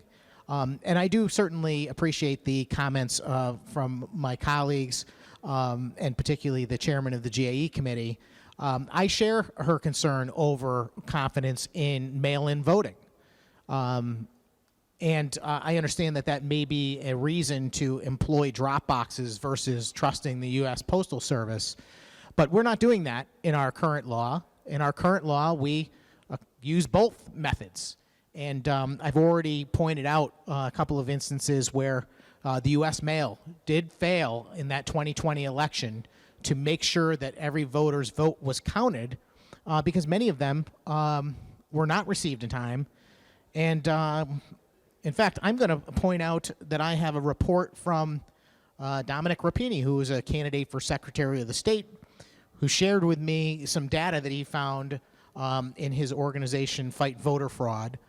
In 2020, 51,000 absentee ballots were requested, mailed to voters, and were never received back, which begs the question whether or not they actually made it to those voters through the Postal Service. In Enfield, 200 absentee ballots. These are ballots, not ballot applications. These are people that actually filled out an application, requested it, and had their ballot sent to them, lost in the mail. Those are people whose vote were never counted. I repeat, this is a problem. In Stamford, 81 applications for absentee ballots arrived after the election. So again, I share those concerns, and I believe they are legitimate. But there are just as many concerns about the drop boxes. And I just want to caution the folks in this chamber that someday there very well may be a problem with a drop box. And I'm going to be happy that I offered this amendment and made the suggestion that we ought to monitor them and make sure that they are on camera. But I don't know what to say to folks who don't think that's a good idea. The next question on my list of questions I wanted to ask, I'm going to revert to being rhetorical, because I know that this debate has pressed on longer than I think a lot of people wanted or expected it to. And I am by no means trying to take up a lot of time here. I just simply have a lot of points that I would like to get on the record. I've already omitted a number of amendments that I was going to call, including one to eliminate drop boxes in their entirety, because I don't believe they ever should have been implemented. I think they are an accident waiting to happen. At the very least, I was hoping we could find compromise on some additional measures of security regarding them, and of course I'm disappointed that that did not happen. But the next question I have would simply be, what has been done to resolve the erroneous voter lists that we have in the state? And I don't know that anything has been done to resolve those erroneous voter lists. Don't get me wrong, I do not want to give the impression that I'm down on any of the folks that work in local town clerks or registrars' offices across this great state. They are amazing people, and I know how very hard they work. But they are basically prohibited from making certain changes. They have to follow a procedure to do so, and I'm afraid that the Secretary of the State has significant power under our laws and less of an obligation than she might have, or whomever serves in that office, to make sure that those voter rolls are kept up and maintained properly. So how do we know who we are sending ballot applications to know they're valid voters? How do we know? More importantly, how do we know that the ballot applications are being returned by the proper party? And more important than that, how do we know that the ballots that are being filled out after being returned are being returned by the proper party? And the reason why I asked that question is because there's a case that happened in recent years, even before the 2020 election, where a landlord in Bridgeport, and you can find this with a little Googling, I believe the gentleman's name was DeFilippo. He was a member of the Bridgeport City Council, and he owned several rental properties, and he used that as an opportunity to request ballot applications on behalf of his tenants, and then he intercepted those ballot applications and then completed ballots for those individuals. That is just a singular example in an election where there was maybe 1 or 2% of absentee ballots cast versus a huge number that occurred in 2020 and potentially will occur again in this November. I've got a laundry list of cases that were provided to me that point out the concerns over absentee ballot applications and voting. And I'm going to touch those in just a second. But one thing I want to do, and I brought this up before, and it's simply a recognition that we all should have in this chamber, which is that nothing is better than in-person voting. And we certainly want to accommodate every voter, no matter what their circumstances are. And it is a fact that there are people in our society who simply cannot vote in person. And we need to find ways to accommodate them. And I am more than anxious to find the best possible solution for those people, because no person should be disenfranchised from their ability to vote. But there is a difference between trying to accommodate people who legitimately cannot vote in person with people who choose to do so. And if we're going to try and expand absentee voting to people who do it by choice rather than necessity, you have to have the security protocols that require us to know who's actually casting those ballots. And no one knows that better than the people in this room. There are folks in this room, in this chamber, who have been directly impacted and affected by the cases of absentee ballot fraud and ballot harvesting that have occurred in our state. And so much so that I think that it actually impacts the Democrat Party in a more significant way than the Republican Party. I've got a list of people that have been convicted of crimes related to absentee ballot fraud, and they're almost exclusively from our major cities, and they're almost exclusively in Democratic primaries. So it begs the question, why are we less concerned about this than we should be? And one thing that I have brought up before is a quote by our Senate President.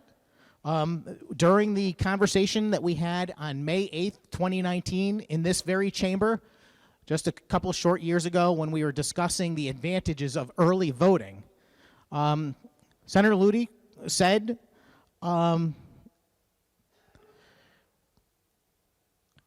opening the process potentially to the universalization of absentee balloting. And he goes on to say, and I think that is legitimately controversial, because in reality, we never really know for sure who is casting an absentee ballot. That's not me. That's not, your Republican legislator saying that. That is our Senate president. And I don't mean to call him out for that, because I think it's a perfectly legitimate statement, and one that we should take into consideration, that absentee ballot voting can never be as secure as in-person voting. And we should make policy that keeps that in mind as we move forward. So let's just talk about some of the problems that have existed. I mentioned the case of the landlord in Bridgeport. In the 2021 municipal election, there were 15 and possibly more SEEC complaints over Democratic town committees not following the rules surrounding the distribution of absentee ballot applications. And many of those are still not resolved. It was pointed out to me that typically the number of absentee ballots that are rejected when they are received is around 2%, because they're completed in a way that you cannot determine who that person was voting for, or they're missing a signature or something like that. What is amazing is that in 2020, that number actually dropped to below 1% in Connecticut. It doesn't even make sense that that could have happened when you have so many people that are brand new to the issue. And of course, there's the concerns over the cost of all of this. Here are just some examples. When people say to me, Senator Sampson, you're just talking about something that doesn't happen. Absentee ballot voter fraud is something that doesn't exist.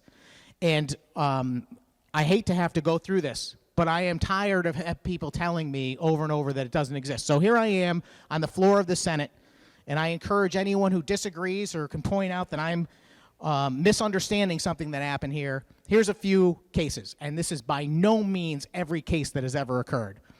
But in 2011, City Councilwoman Lydia Martinez, actually I'm going to start referring to these folks, and I apologize to her for calling her out by name, but I'll call her Lydia M., admitted to legally assisting the filling out of absentee ballots, as well as encouraging those not eligible to vote absentee to do so. Martinez targeted residents of an assisted living home, Harborview Towers. She was ordered by the Connecticut Elections Enforcement Commission to pay a $500 fine. I bring that up for two reasons. One, that's a perfect example of what my concerns are about ballot harvesting. It's right there. It happened. Someone was convicted of it. One thing I hear from my colleagues when they say that I'm exaggerating this problem is that no one's going to commit this type of fraud, Senator Sampson, because there's a huge penalty. It's a felony. It's going to put them in jail, or it's $5,000, or it's something like that. Well, I'm here to tell you that's not what happens in the vast majority of these cases. This is a perfect example, a $500 fine for illegally assisting in the filling out of absentee ballots and targeting folks that live in an assisted living home.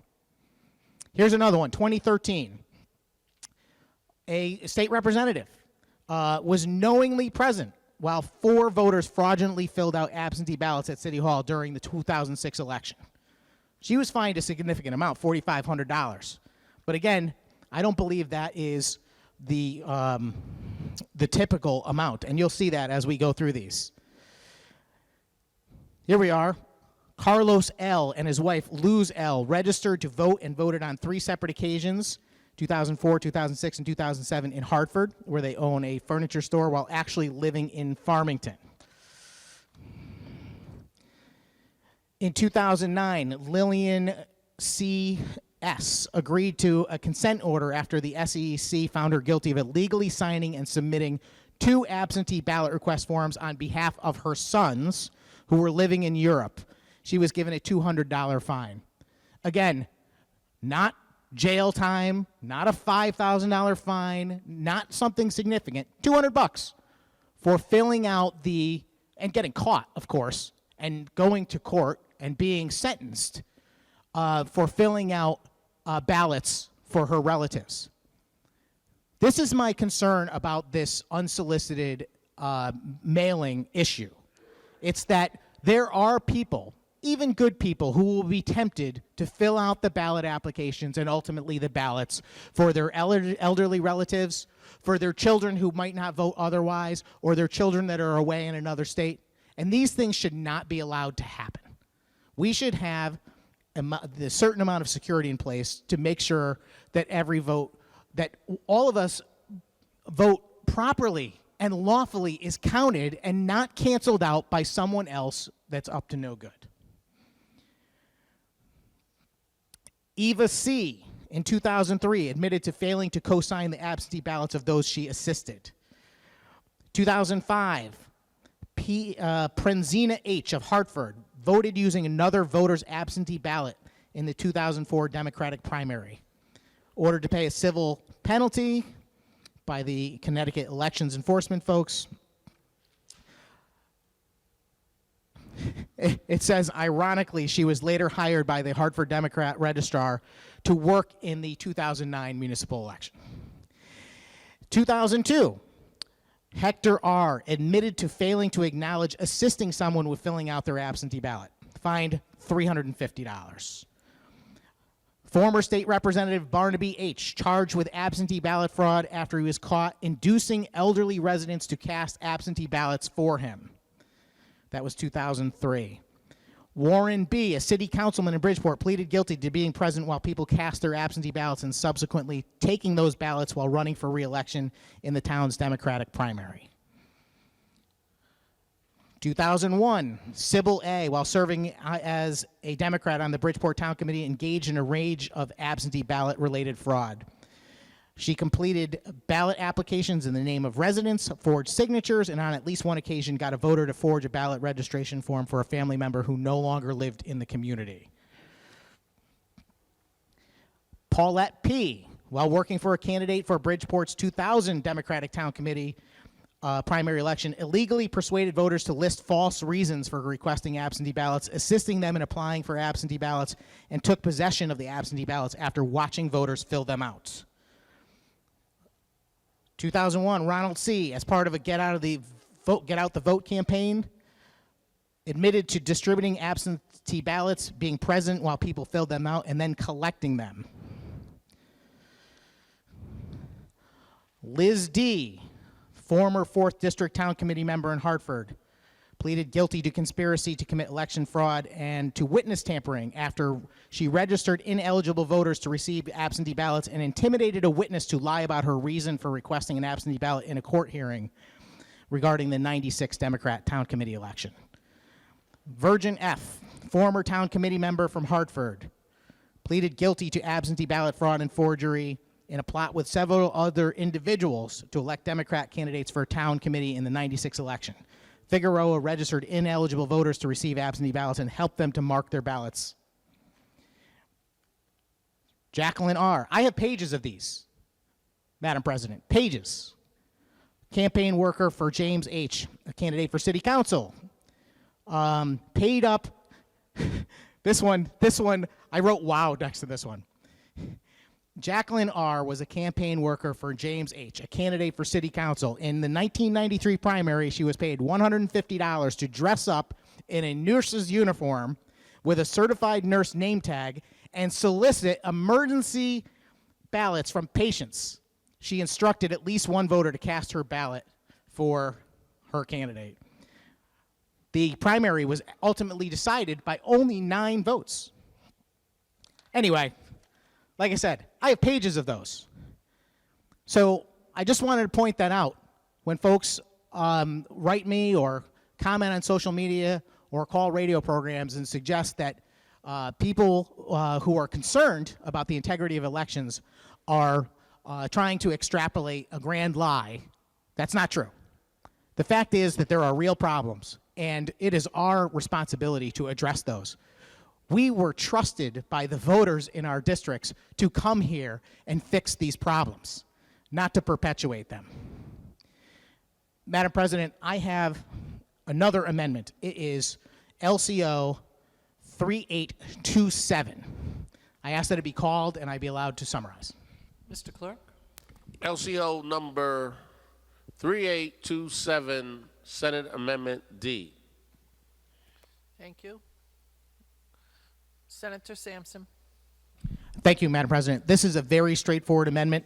It simply adds language into our statute regarding the responsibilities of the Secretary of State, and it says that the Secretary shall cross-reference such input information with data or information contained in the United States Citizenship and Immigration Services Electronic Immigration Status Verification Database in order to attempt to verify such submitted information.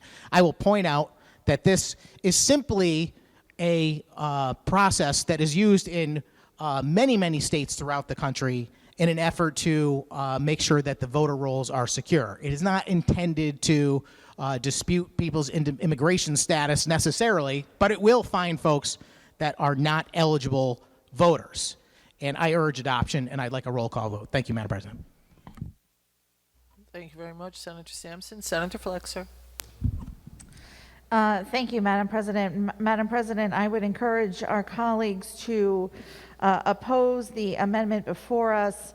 And Madam President, I would just say that we just had a lengthy conversation with regard to previous concerns where people have violated the law. And I would argue that the underlying measure that is before us this afternoon, I believe will take some of the incentives away from people perpetuating the kinds of acts that were just detailed in the past. The more we can open up our voting system and make it accessible to the voters of our state, the less incentive there will be for various operatives with other motives other than just simply helping people with their franchise to be involved in the first place. I'm grateful to some degree that those offenses were just detailed, because I think it shows that when you break the law, you get caught in Connecticut. And so, Madam President, I would encourage my colleagues to reject the amendment before us this afternoon and support moving forward with the underlying bill in concurrence with the House. Thank you, Madam President. Thank you very much, Senator. Senator Sampson, anything else? Thank you very much, sir. Mr. Clerk, if you could call a roll call vote, please.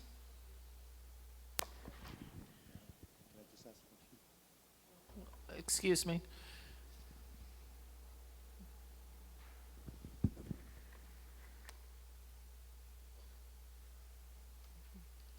Senator Wong, for what reason do you rise? Thank you, Madam President. Through you, I just have a couple questions for the proponent of this amendment. Please go forward, sir. Thank you. I was just quickly reading it. I apologize to the proponent. Does this bill have a question in regards to U.S. citizenship requirements through you, Madam President? Thank you very much, Senator. Senator Sampson. Thank you, Madam President. The amendment before us makes a requirement of the Secretary of the State to begin incorporating various means to verify the accuracy of our voter rolls, and this particular amendment specifies a cross-reference with the United States Citizenship and Immigration Services. Through you, Madam President. Thank you very much, Senator. Senator Wong. Thank you. Through you, Madam President, I do recognize the importance to updating our voter roll, but through you, Madam President, I would like to ask how the proponent looks to process through and verify citizenship, and is there an appropriations allocation to this? Through you, Madam President. Thank you very much, Senator Wong. Senator Sampson.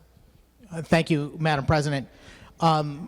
This amendment comes to us via the Heritage Foundation election scorecard, which enumerated various activities associated with mail-in voting around the country and the practices and best practices of Secretary of State's.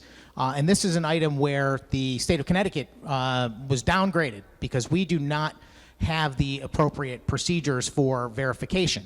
This amendment is not very specific. It simply says that the Secretary of State has to incorporate this information. It does not say that every person that is not cross-referenced or shall be removed. It doesn't do any of those things. It is simply a requirement that the Secretary of State does due diligence in verifying our voter rolls with the available information, and this information is available to the Secretary of the State. Through you, Madam President. Thank you very much, Senator. Senator Wong. Thank you, Madam President. Through you, is this through this amendment, just for my clarification, trying to understand this, is it a requirement to do so? And if it is not, I just want to get legislative clarification. And if indeed it is a requirement, I think my initial question was there an allocation of appropriations to address that objective? Through you, Madam President. Thank you very much, Senator Wong. Senator Sampson. Thank you, Madam President. I do not believe that there is an additional cost for obtaining this database. There may be requirements of the Secretary of State in the form of manpower to begin verifying our voter rolls, but I have not specified any sort of appropriation. I think it can be done within available appropriations. And through you, Madam President, I would suggest that there are few things that I would be inclined to extend the checkbook of the taxpayer in the state of Connecticut for, but to verify the voter rolls in a mail-in voting election is certainly one of them. Through you, Madam President. Thank you. Thank you very much, Senator Sampson. Senator Wong.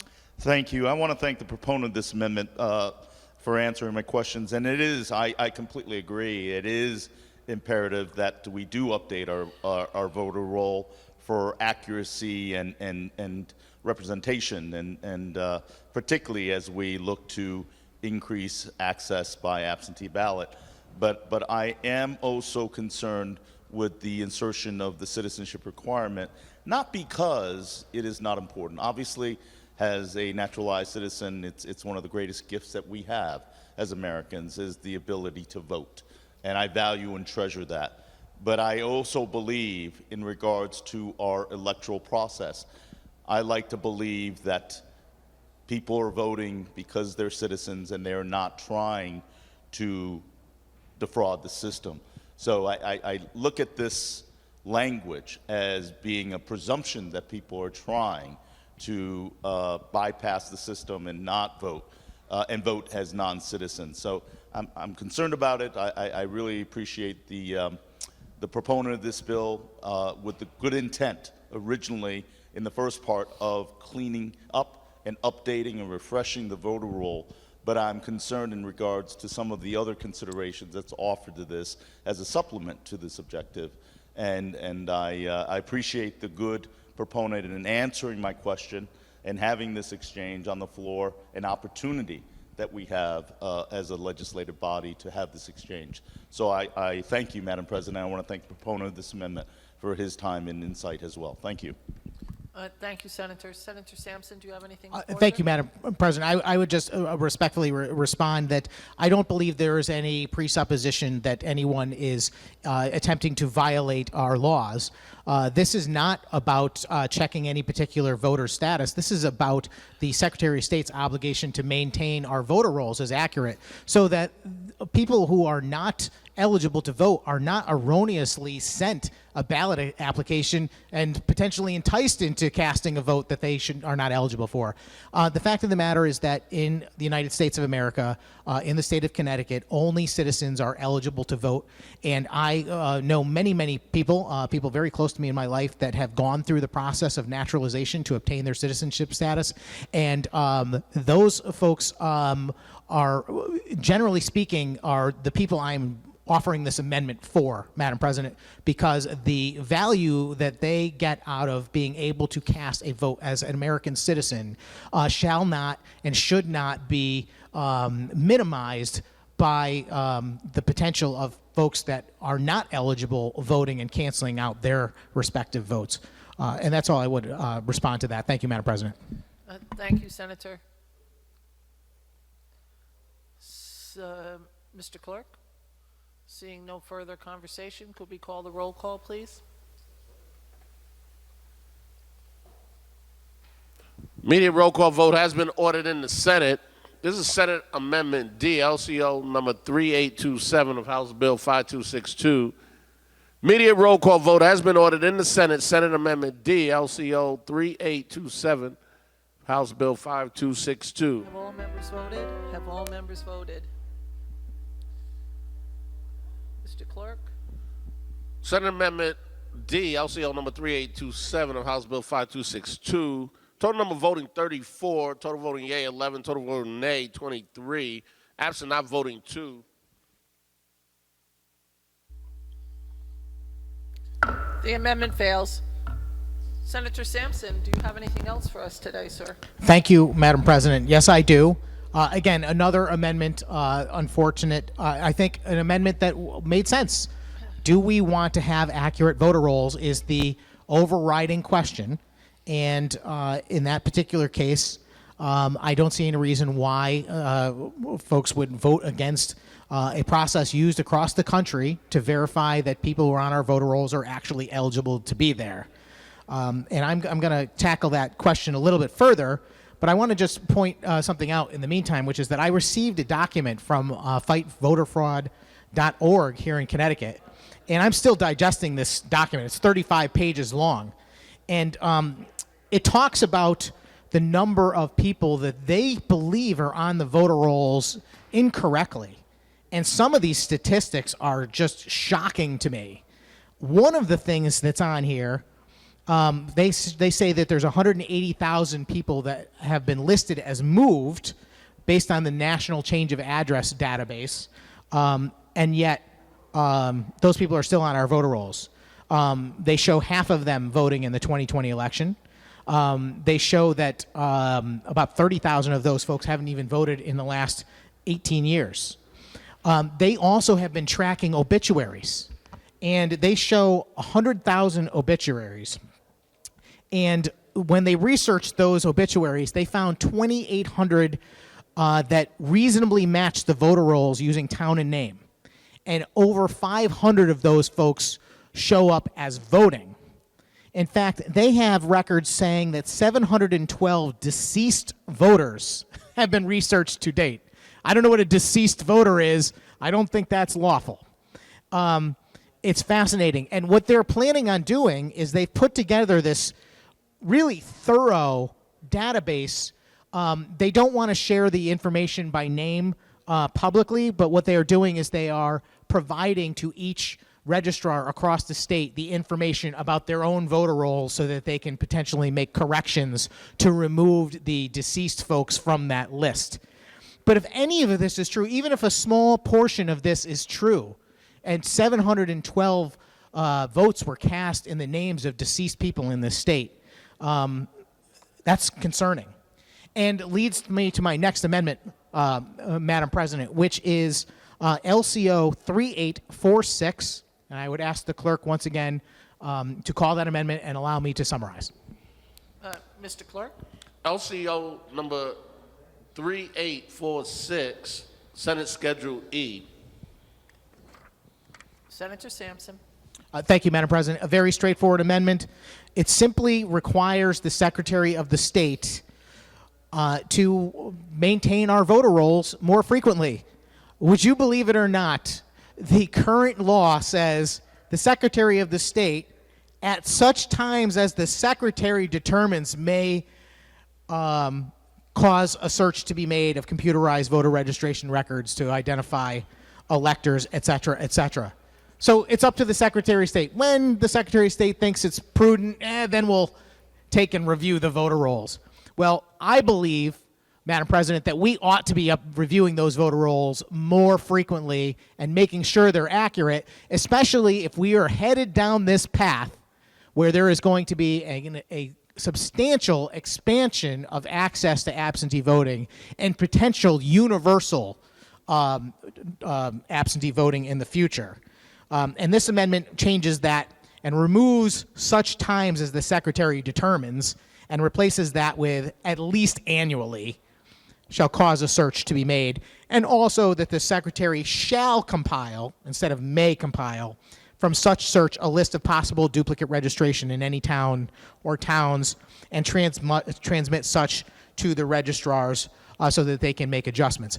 This is a perfectly reasonable amendment given a potential expansion of absentee voting in this state. I urge and move adoption, Madam President, and I'd like a roll call vote. Thank you. Thank you very much, Senator Sampson. Senator Flexer. Thank you, Madam President. Madam President, I would urge my colleagues to reject this amendment. Madam President, part of the way our system in Connecticut is built, I think that gives voters confidence in our electoral system is that it is locally controlled. And so the Secretary of State is not the person who maintains the voter rolls. Each and every one of our 169 municipalities maintains the voter rolls, and it is their responsibility to compile these registrations. And so, Madam President, I would encourage my colleagues to reject this amendment. I think it's important that the Secretary of State have a role in working with those who maintain our local voter registration records. However, this would be a step in the direction of having the Secretary of State maintain those records solely, and I think that would be a mistake. Thank you, Madam President. Thank you very much, Senator. Senator Sampson? Thank you, Madam President. I don't mean to disagree with the gentle lady, but this in no way prohibits the Secretary of State from working with anyone else to verify our voter records. It simply requires her to cause a search to be made and to compile that data for the local registrars of voters on an annual basis instead of when such times as the Secretary determines is prudent. And I just wanted to clarify that. Thank you, Madam President. Thank you very much. Senator Flexer. Thank you, Madam President, and I thank the good senator for that response. Again, I would just say that the kind of review of the registrations is currently done by our local election officials, and I think that's the most prudent way for us to maintain those records instead of having the secretary in her office or his office in the future involved in reviewing these registrations. I think that would be, in one hand, perhaps, well, I just think it would be a move away from our very separate system of 169 different municipalities maintaining their election rolls. Thank you, Madam President. Thank you very much, Senator Flexer. Senator Sampson, do you have anything else, sir? Thank you very much. Are there any other comments or questions from senators? Seeing none, Mr. Clerk, if you could call a roll call vote, please. Media roll call vote has been ordered in the Senate. Media roll call vote has been ordered in the Senate. This is Senate Amendment E, LCO number 3846. Senate Amendment E, LCO number 3846. Total number voting 34, total number voting yea 12, total number voting nay 22, absent not voting 2. The amendment fails. Senator Sampson, do you have anything else for us today, sir? Thank you very much, Madam President. Yes, I do. Again, another amendment that would have simply required the Secretary of the State to annually visit and take a look at our voter rolls in the state to make sure they're accurate. It is inexplicable to me that each of my amendments that goes towards election security seems to fail on a party line. The conversation earlier incorporated the fact that this bill does not include any language authorizing the mailing of ballot applications. And I just want to take a moment to clear that up, which is that is true. The fact of the matter is that there is no law restricting anyone from mailing out ballot applications currently. And maybe that's part of the problem. If you review the criminal activities that I mentioned earlier, you can pretty clearly see that every one of those revolves around the fact that someone who shouldn't have been was engaging in a process of harvesting ballots by going to voters with a ballot application and or a ballot and helping them complete it, either in those cases illegitimately, and there should be no issue with doing it legitimately. But I believe that the best solution to that is to put people in charge of their own destiny and let them request their own absentee ballot application. This is what I want people listening to understand, is that as long as there are limited reasons for someone to vote by absentee, then there is no reason to have a mass mailing of ballot applications. And therefore, it's left to individual voters who recognize their own need to vote by absentee to procure an absentee ballot application and vote that way. And that's the way our process has worked, I believe, for 90 years, up until 2020, when the Secretary of the State and the Governor of the state of Connecticut chose to modify our existing statute and to create a status of eligibility for every voter in this state based on the pandemic. And this legislature subsequently voted, again on a party line, to incorporate that into our laws. There's a whole lot of conversation that we could have with regard to the Supreme Court decision and what they said was okay and what was not. I'll point out that much of what the Supreme Court decision revolved around the fact is that we were in the midst of a pandemic, and it was even noted in the executive order that part of the problem is we did not have a valid vaccine and no vaccination status to speak of, and a lot of other factors that led to a little more loose interpretation of what our government could do as far as incorporating an expansion of absentee voting. The issue today is that clearly, from the answers that we've received in this debate, this upcoming election can very well be another COVID election. And the Secretary of State, again, if this law passes, will be within her right to mail out those absentee ballot applications once again. The issue is that there is no required law to enable it to happen. The fact is that our laws allow anyone to do it. The thing is, people are not going to do it unless they presume that the vast majority of voters or all of the voters are in fact eligible to produce one. And that's what creates this situation.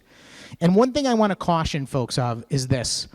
I have an even larger concern than what happened in 2020 when the Secretary of State mailed the absentee ballot applications to every voter. And that is, in the absence of that, what you get is individuals deciding who they're going to send absentee ballot applications to. And when I say individuals, I mean political candidates, political parties, third parties that are interested in various causes, activists, and so forth. And you might say, well, that's fine. And I don't disagree, except I want you to consider for a second that in a case like that, the Democratic candidate for a particular office is going to try and determine who their targeted likely voters that support them is, and the Republican candidate will do the same, and they're very likely to expend resources to mail absentee ballot applications to those targeted voters, ignoring their opponents. So in a case where you had one well-funded candidate and one less funded candidate, you're going to have a lopsided number of absentee ballot applications being sent to those individual voters. And more importantly, there are going to be plenty of people that neither candidate targets as potential voters. And in fact, these are the people that any candidate will tell you the one person that is skipped over is the unlikely voter. So the unlikely voters are the ones that are actually not going to get the additional avenue to vote. I think this is dangerous. It is ballot harvesting 101 on steroids. And as a result, Madam President, I'm going to offer another amendment. And this one is LCO 3813. And I would appreciate if the clerk could call that amendment and I'd be allowed to summarize once again. Mr. Clerk. LCO number 3813, Senate Amendment F. Senator Sampson. Thank you, Madam President. This is a very, very straightforward amendment. I asked the Secretary of the State in the Government Administration Elections Committee directly in a recent meeting whether or not, if this bill passed, she had intended on mailing out absentee ballot applications. And she said, and I wrote it down when it happened, that she had no intention of doing so. But I came back later in the meeting and I said, Madam Secretary, since you said you had no intention to, can I get a commitment from you that you will not? And she declined to answer that question. And as a result, I want to put this amendment before the Senate today, which gives us the choice about whether that can happen. So this amendment, and sorry for elaborating so much, but the amendment very specifically, it's short. It simply says that no person, including any state or municipal official, shall mail or deliver any unsolicited application for an absentee ballot to any other person unless such other person has requested such application. It's important to note that I'm not saying that you can't request one or that you can't help someone. I'm simply saying that you can't do it unless they ask for it. And I move adoption and I ask for a roll call vote. Thank you, Madam President. Thank you. A request has been made for a roll call vote, and we will honor that. And will you remark further on the amendment before us? Senator Flexer. Yes, thank you, Madam President. Madam President, I would urge my colleagues to reject this amendment, and I want to respond a little bit to what the good senator has just argued. We've talked a lot this afternoon about the mailing of absentee ballot applications, and I just want to be crystal clear that this legislature has never contemplated legislation in 2020, 2021, or 2022 that called for the mailing of absentee ballot applications. And I would like to just point out that in 2020, when this legislature met at the height of the pandemic, to expand access to absentee ballots so that people could exercise their right to vote in the 2020 elections. That was a bipartisan vote, in fact. Almost every single member of this chamber voted for that measure. So I do just want to emphasize that. That legislation didn't talk about mailing applications for absentee ballots, but all but one senator voted for that measure in 2020, Madam President. And in 2021, when we contemplated a similar measure, there was a little bit more of a partisan tint to that. And as I've talked about extensively with my good colleague on the Government Administration and Elections Committee, I remember that debate very vividly. And I had certainly hoped that the things my colleagues were saying about vaccines and the pandemic being nearly over would be the case. But unfortunately, we've all seen over the course of the last year that it has not been the case. Madam President, my good colleague also referenced, what happens when various entities mail applications for absentee ballots, and he talked about unlikely voters.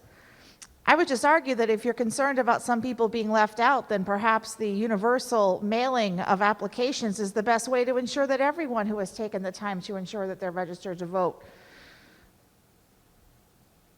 be eligible and have access to voting, that maybe mailing it to everybody is the way to go. But that's a conversation for another day. I will say that I have gratitude as a voter that we did make the election as accessible as we did in 2020.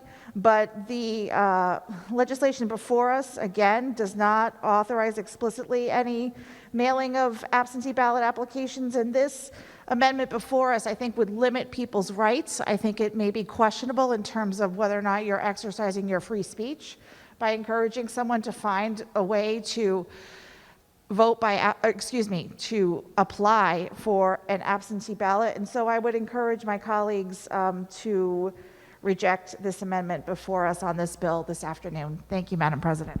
Thank you, Senator. Will you remark further? Senator Sampson. Thank you, Madam President.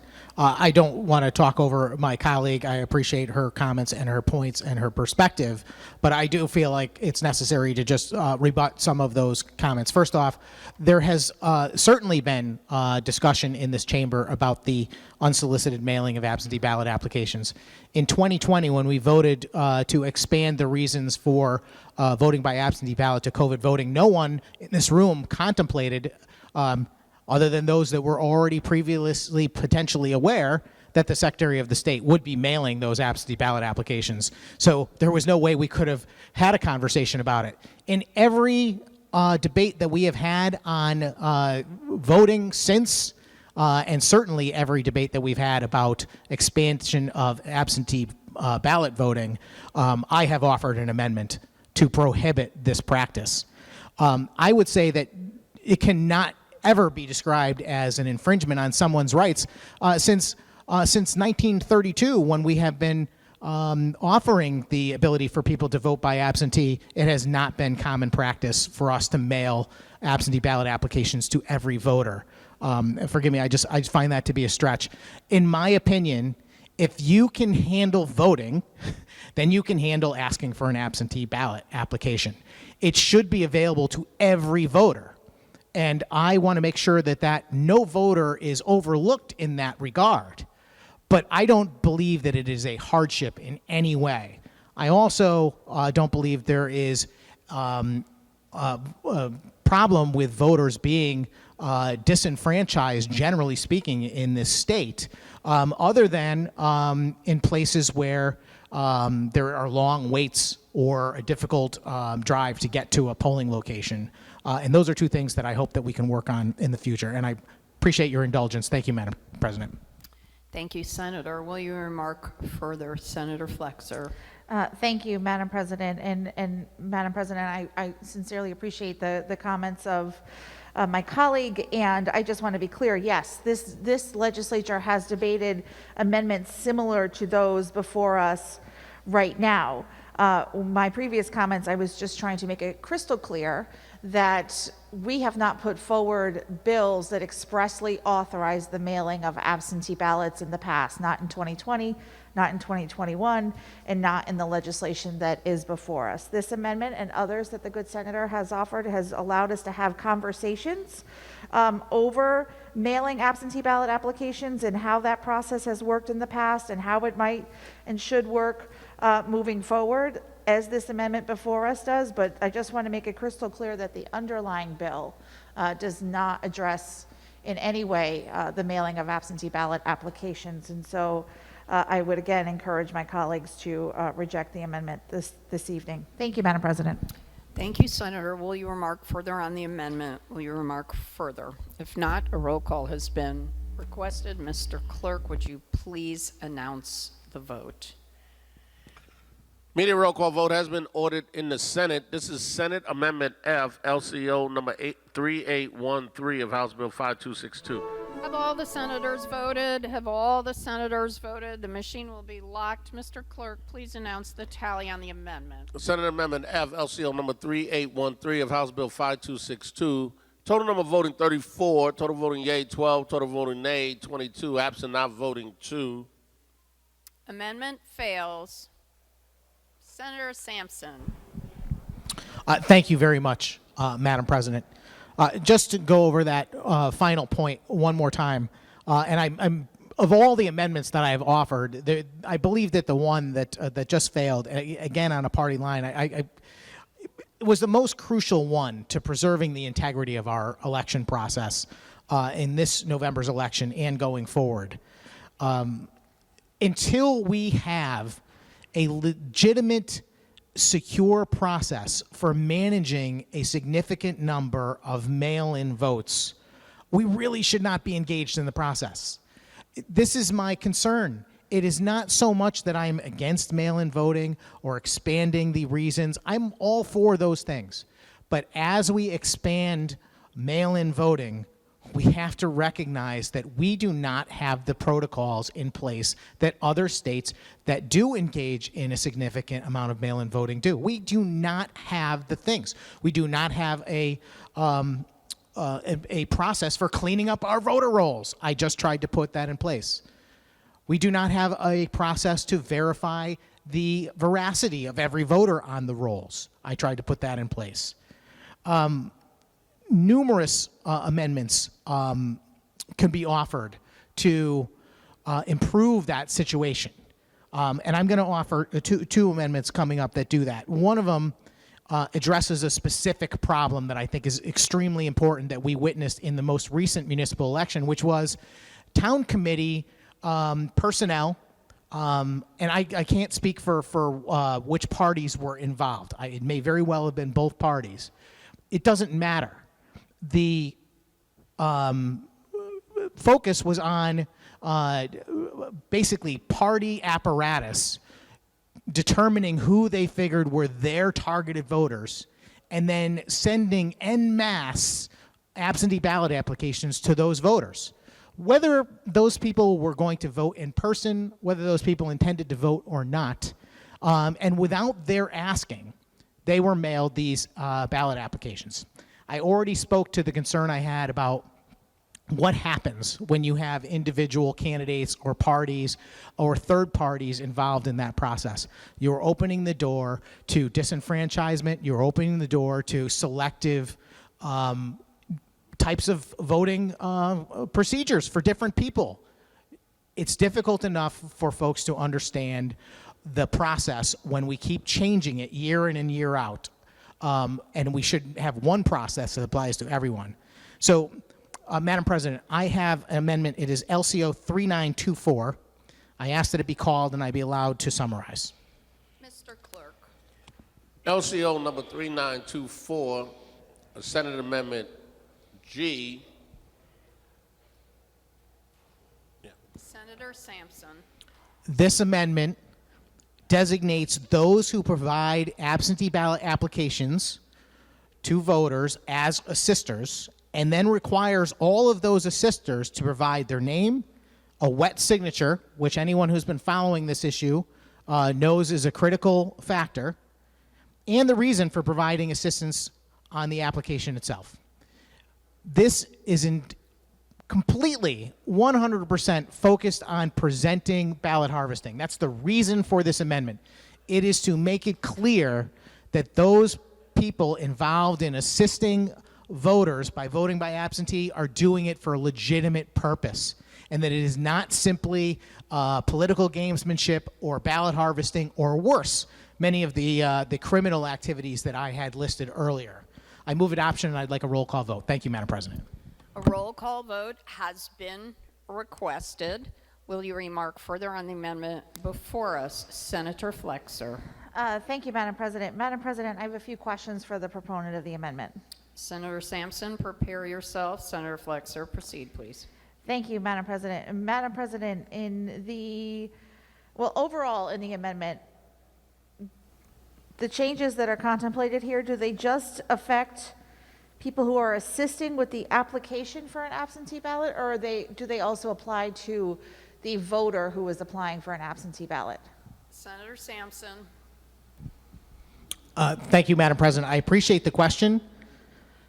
I'm kind of reading the language just to make sure that I'm giving you a proper answer, but my intention with this amendment was to simply require someone who is assisting someone requesting an absentee ballot to be accountable so that we know who they are and what the purpose of their assistance was. Through you, Madam President. Senator Flexer. Thank you, Madam President, and I appreciate that response. I won't belabor the conversation then. I would just say to the good senator that if that is indeed the goal of this, then I think this is something that we can go back to the committee that we lead and have a conversation about this.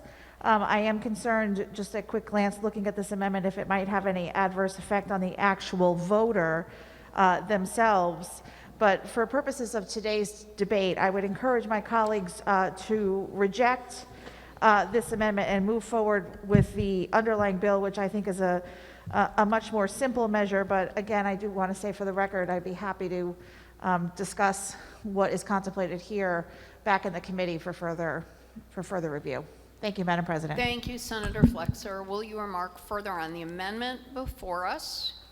Will you remark further? If not, Mr. Clerk, please call the vote.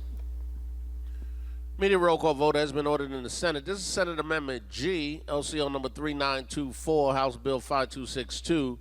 Immediate roll call vote has been ordered in the Senate on Senate Amendment G, LCO 3924 of House Bill 5262. Immediate roll call vote in the Senate. Have all the senators voted? Have all the senators voted? The machine will be locked. Mr. Clerk, please announce the tally. Senate Amendment G, LCO number 3924 of House Bill 5262. Total number voting 34. Total voting yea 12. Total voting nay 22. Absent not voting 2. Amendment fails. Will you remark further on the legislation before us? Senator Sampson. Thank you very much, Madam President. Again, another amendment that I thought would be worth incorporating in the legislation before us is certainly germane, certainly directly related to an expansion of absentee voting. I do appreciate the chairman of the GAE committee suggesting that that is a topic that we can work on in the future, and I will certainly take her up on that. I do find it frustrating that we often don't have an opportunity to put forward these ideas as members of the minority other than in the very, very limited time we have to introduce bills at the start of session, and also as amendments. And therefore, it gets difficult to have the opening to even suggest our policy ideas as members of the minority. But I am very appreciative of the chairwoman and her offer to continue that conversation. I'm going to offer just a final amendment. I do want to make a note that I actually filed somewhere around 18 or 19 amendments, I think, on this bill. And I believe every one of those amendments is worthy of a discussion and a vote in here. But anyone who's watching this debate can see the trend, which is that every one of those votes goes down on a party line vote. And I think that's unfortunate. I do recognize the limitations of making amendments on a bill that has already gone through one chamber and having to resolve that and send it back. But we did make a concerted effort in the committee process also to try and resolve some of these concerns. And I believe we're here making very important policy, and policy that is going to impact our state and our November election in a giant way. I have no doubt in my mind that there is going to be either a statewide mailing of absentee ballot applications as a result of this policy becoming law, and barring that, I believe that some municipalities would still engage in it, and barring that, there are absolutely third parties, candidates, and a party apparatus that will engage in it also. And I will repeat that the concern is not so much the cost, which is a factor, the fact that many people would vote in person anyway, so why send them the ballot application second? But it's really because we do not have the proper protocols in place to verify the results. We just don't have that. Some of the other amendments that I contemplated but did not offer was an amendment that would say that absentee ballots received after 8 p.m. Should not be counted. Votes have to be in by a certain time. We cannot start playing around the edges of when the election begins and ends. And I know that that did transpire in, might have been the primary from 2020. Absentee ballots should only be opened, processed, and counted on the day of the election when they were issued. You do not want to see a process where absentee ballots are being opened ahead of the actual final election day, because invariably that information will get out. And that is something that is harmful to having a non-biased result. I believe that any declaratory ruling made by the Secretary of State that is issued within 90 days of an election should come back to us. If you read our statutes regarding the Secretary of State's authority over election law, it is amazingly and shockingly broad. I would encourage whoever our future Secretary of the State is to come back to us themselves and suggest that there should be more oversight in that area of our law. And this is an amendment that I'm not going to call tonight, but it's something that we ought to consider. All Secretary of State declaratory rulings, instructions, or opinions should, at least if they're not going to come back to the whole legislature, they should come back to the Regulations Review Committee, which is the nonpartisan, equal member of Republicans and Democrats on that committee for review to make sure that we are making good policy. And we should also make it a matter of course that any changes that the Secretary of State implements shall make a report back to the Government Administration and Elections Committee for us to understand how those rulings were achieved and whether or not they should be incorporated into our statutes going forward. I also had amendments filed regarding various types of audits that should occur in elections. And then there were some other amendments focused on photo identification and things like that, which we have debated many times before in this chamber, and I've been disappointed that we cannot come to a consensus on. But I am going to offer just one more amendment tonight, Madam President, and that is LCO 3834. And I ask once again if the clerk doesn't mind calling that up and I'd be allowed to summarize. Mr. Clerk. LCO number 3834, I believe Senate Schedule H. Senator Sampson. Thank you very much, Madam President. This is a very straightforward amendment. It's a topic we've covered before, and it simply puts in place a requirement for the practice of signature verification for the receipt and processing of absentee ballots in the state of Connecticut. It is a very simple amendment, and I can imagine that someone might argue that it's too simple, and there's a couple of reasons for that. One is that we had very limited time to prepare for this debate today, and I did have a lot of amendments to draft and to try and compile in an orderly way so that I could make my case and do it in some sort of cohesive manner, and I hope that I've achieved some level of that tonight. But the other reason is that the concept of signature verification is quite complex, and we have 50 states. I don't know how many states are actually in the activity of doing full-blown signature verification, but there are some, and some of them do it very, very well, and those tend to be states where they do a lot of mail-in voting, and we should take a lesson from them. That if you're going to expand this mail-in voting, you've got to expand the way we track it, and we make sure that every vote that is legitimate is counted. And I move adoption, Madam President. It's a very simple amendment. It says that such electors or person's signature on the materials used to vote by absentee ballot is able to be verified. And we could certainly elaborate on a more detailed policy going forward, but I do believe this is something that we can get started right here, right now. If we're expanding absentee ballot voting, we should expand the ways that we track it and monitor it. Thank you, Madam President. Thank you, Senator Sampson. Will you remark further on the amendment before the chamber, Senator Flexer? Yes, thank you, Madam President. Madam President, just for clarity, is there a fiscal note that's been filed on this amendment, Madam President? Senator Sampson. Thank you, Madam President. I appreciate the question. There has not been a fiscal note filed, and that's simply because we do not even know the means by which this signature verification process would work. This would simply to put the beginning stage of this process in our laws so that we could implement an actual policy that the Office of Fiscal Analysis could use to determine what the cost might be. And I will just say once again, people know me in this building and around the state as a fiscal conservative and someone who is not prone to expanding the size, cost, or role of government. But if it is something that secures our elections, money well spent. Thank you, Madam President. Thank you, Senator. Senator Flexer. Thank you, Madam President. And Madam President, through you to the proponent of the amendment, the language here in this amendment would require that a signature be verified based on what documents? Senator Sampson. Thank you, Madam President. That is not specified in the legislation.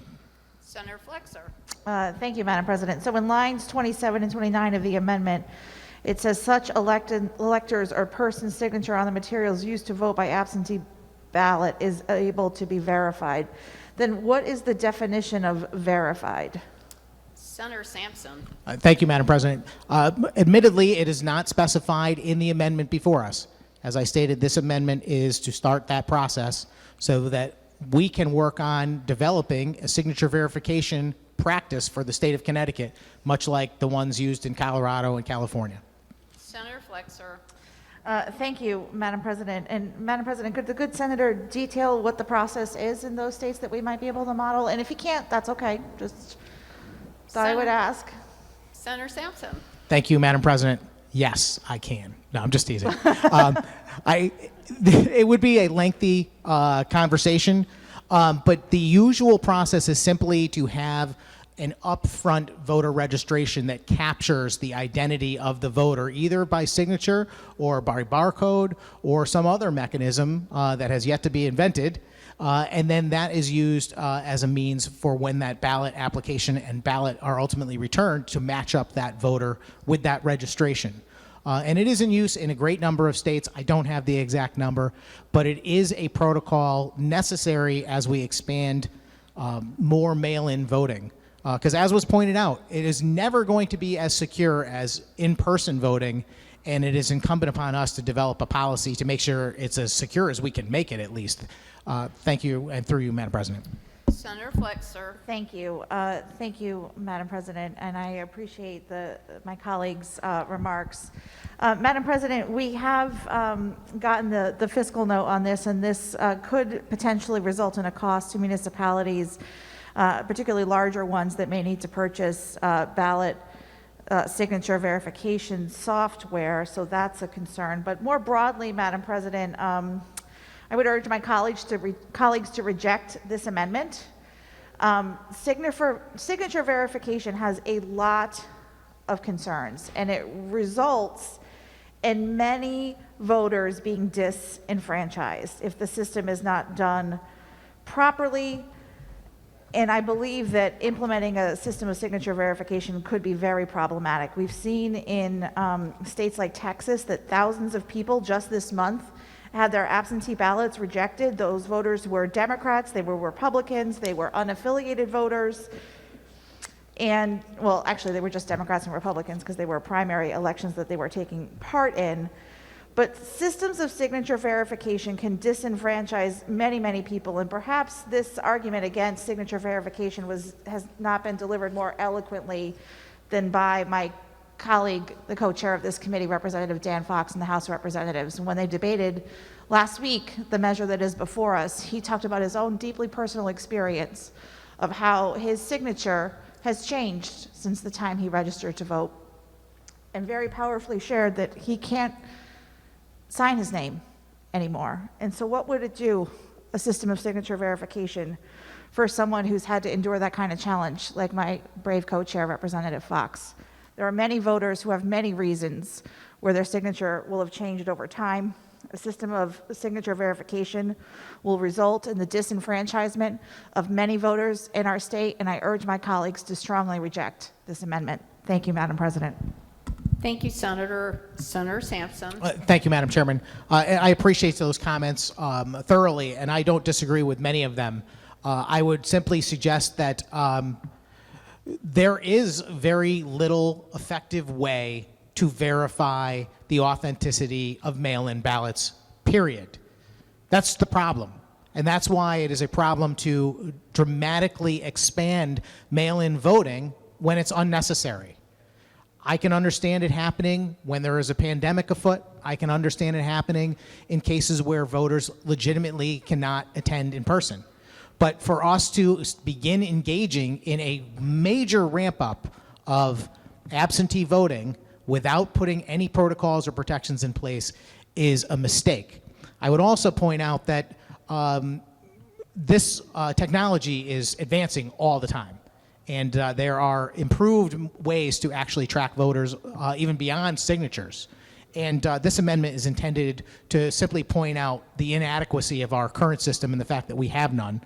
And I'll just make a note that every one of us receives contributions for our political campaigns, and they are submitted to the State Elections Enforcement Commission. And I will tell you that they do a very, very thorough job of reviewing every signature on every contribution. And I wonder why they would do that if it doesn't have some value. Thank you, Madam President. Thank you, Senator Sampson. Will you remark further? Will you remark further on the amendment before the chamber? If not, we will open the voting machines for a vote. Mr. Clerk, would you please announce the vote? Immediate roll call vote has been ordered in the Senate. This is Senate Amendment H, LCO number 3834, House Bill 5262. Immediate roll call vote has been ordered in the Senate. This is Senate Amendment H, LCO number 3834 of House Bill 5262. Have all the senators voted? Have all the senators voted? Machine will be locked. Mr. Assistant Clerk, can you announce the tally on the amendment? Senate Amendment H, LCO 3834. Total number voting 34. Total vote 12 voting yay. Nay voting 22. 2 absent votes. Thank you. The amendment fails. Will you remark further on the bill before the chamber? Senator Sampson. Thank you very much, Madam President. My colleagues will be pleased to find out that that is the last amendment that I'm going to run this evening, and I will just take a moment to kind of bring us full circle back to the beginning of this conversation, which is that the bill before us is taking language that has been understood and followed and trusted as our practice for eligibility for voting by absentee ballot for 90 years and turning it on its head. And I have tried my best to work with the majority to accommodate their interpretation of what our law should be based on a combination of factors, including the recent Supreme Court decision, to extend illness beyond the individual and to other persons that might affect that voter. That was not the most eloquent way I could put that, but basically our current law says that only eligible voters become that way based on their own personal illness. And the Supreme Court decision leads us to believe that other factors and other illnesses beyond that person should make someone eligible. And I don't disagree. And we offered a couple of amendments tonight for the purpose of trying to accommodate that concern. What has me standing here and offering so many amendments and taking the time of this body is that the bill that is being passed goes much farther than that. I believe what it does is it opens up the absentee ballot statute in our state to make it apply to every single soul in Connecticut. And as a result, create a backdoor way to no excuse absentee voting. And worse than that, a invitation for a massive expansion of mail-in voting that we witnessed in 2020 and predict we will witness again in this election. I'm opposed to those things, Madam President, not because I'm opposed to expanding voting. I have made it clear in this debate, and I think in pretty much every other debate we've had on similar issues in this chamber, that I am very much in favor of expanding access to voting and will vote for it every chance it's offered to me, as long as we are simultaneously protecting the integrity of that vote. And the reason why that is so important to me is that when you expand voting and you do not simultaneously protect the integrity of that vote, lots of bad things are happening. You are creating doubt and division among the people who reside in our state. You are creating more animosity between the political parties because they suspect that someone is up to something. And we witnessed that, as I mentioned, in both 2016 and in 2020 from opposite sides of the political spectrum. And you are potentially invalidating legitimate votes for legitimate voters by counting votes that are not legitimate. And none of those things are acceptable. I have, I think, laid out a pretty strong argument that there are many deficiencies in expanding mail-in voting. Many of them, and I would say the majority of issues that I've presented, have nothing to do with fraud at all. They have to do with problems with the process. The fact that voting by mail can never be as secure as voting in person, for one. And if you are going to expand mail-in voting, now you have lots of new issues to deal with. How you're going to verify that the appropriate person received the ballot application at the appropriate address. That means maintaining our voter rolls. Making sure that the proper person completes that application and sends it back. Making sure that that application actually makes it back to the polls on time. And I pointed out numerous cases and documented cases where people were disenfranchised because their ballots were lost in the mail, or they were received after Election Day, or they simply didn't understand the process well enough to know to get their ballot in the drop box before a certain time. In every one of those cases, people were disenfranchised and lost their opportunity to vote, and that was needless. It did not have to happen. I also went through quite a lengthy list of cases of actual fraud. Now, it's not all-encompassing, and I'm not suggesting that there is so much fraud in the state of Connecticut with absentee ballots that it is invalidating the election for president or anything. I would never claim such a thing. But to say that it's non-existent is also completely dishonest. It is absolutely existent. And when you go from having a few thousand absentee ballots cast in an election to 650,000 absentee ballots cast in an election, like in 2020, you're going to exponentially increase those numbers of people committing fraud. And that's a problem. There's countless other things we touched in this debate, including the cost of the situation, ballots that were unaccounted for, and so on. In response to this policy, I've worked hard to try and work with the majority to come up with a compromise that actually achieves their stated goal. And I'm disappointed that I couldn't get there by trying to draft an amendment that does exactly what is claimed the bill is supposed to do. Nor could I get there by offering the exact language of the Constitution when it's claimed that all we're attempting to do is mirror the Constitution. Well, I tried to mirror the Constitution best I could by putting the constitutional language in an amendment. But even that was not acceptable. In fact, the following amendments failed on a party line tonight. I think that in this upcoming election, voters are going to have to measure what their policymakers are doing on these subjects. And they shouldn't do it simply by, well, you know, my legislator voted to expand absentee balloting and the opposition was against it, because that's not a true statement. The opposition is not against it. The opposition says if you're going to do it, you should do these things. And that person should wonder why their legislators voted against using a word-for-word constitutional language in the bill, or attempts to verify the citizenship of registered voters, or to verify the signatures of returned absentee ballots, or that the Secretary of State should annually audit our voter rolls, or that drop boxes should be monitored, or that we should not have an expensive, costly, wildly inaccurate mass mailing of unsolicited ballots at all, or even requiring people who assist voters to be well documented to make sure that they are not engaged in ballot harvesting. And there's a few other ones that I missed.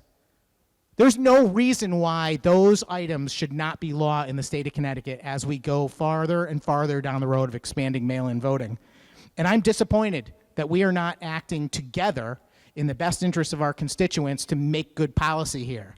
It seems like the majority wants their bill their way, and all of the good ideas that were offered, and many times I was told tonight that my ideas are good, but none of them were adopted. And that's wrong, Madam President. I encourage us to work together for the good of the people of the state of Connecticut to make good policy on elections. That's all I ever wanted when I said to first Senator Fasano and then Senator Kelly, please keep me in charge of the ranking membership of the GAE committee. I want to be there to make sure we have good elections in this state. And I still believe that. And I still believe we can work towards no excuse absentee voting in this state. But I'm never going to support that until we actually tackle the hard questions about making sure that our elections are above board and that no one, Republican or Democrat or otherwise, can say our elections are not up to snuff. We need to care more about how people react to the policies that we make and that they trust that we are working in their best interests. I'm going to vote no today on this bill, Madam President, and I encourage my colleagues to do so also, and to put a stop to this legislation and let us regroup and come back with something more beneficial to the citizens of Connecticut. Thank you. Thank you, Senator. All the senators voted. Have all the senators voted? The machine will be locked. Mr. Clerk, please announce the tally. Substitute for House Bill 5262. Total number voting 34, total voting yea 30, total voting nay 4, absent not voting 2. And the legislation passes.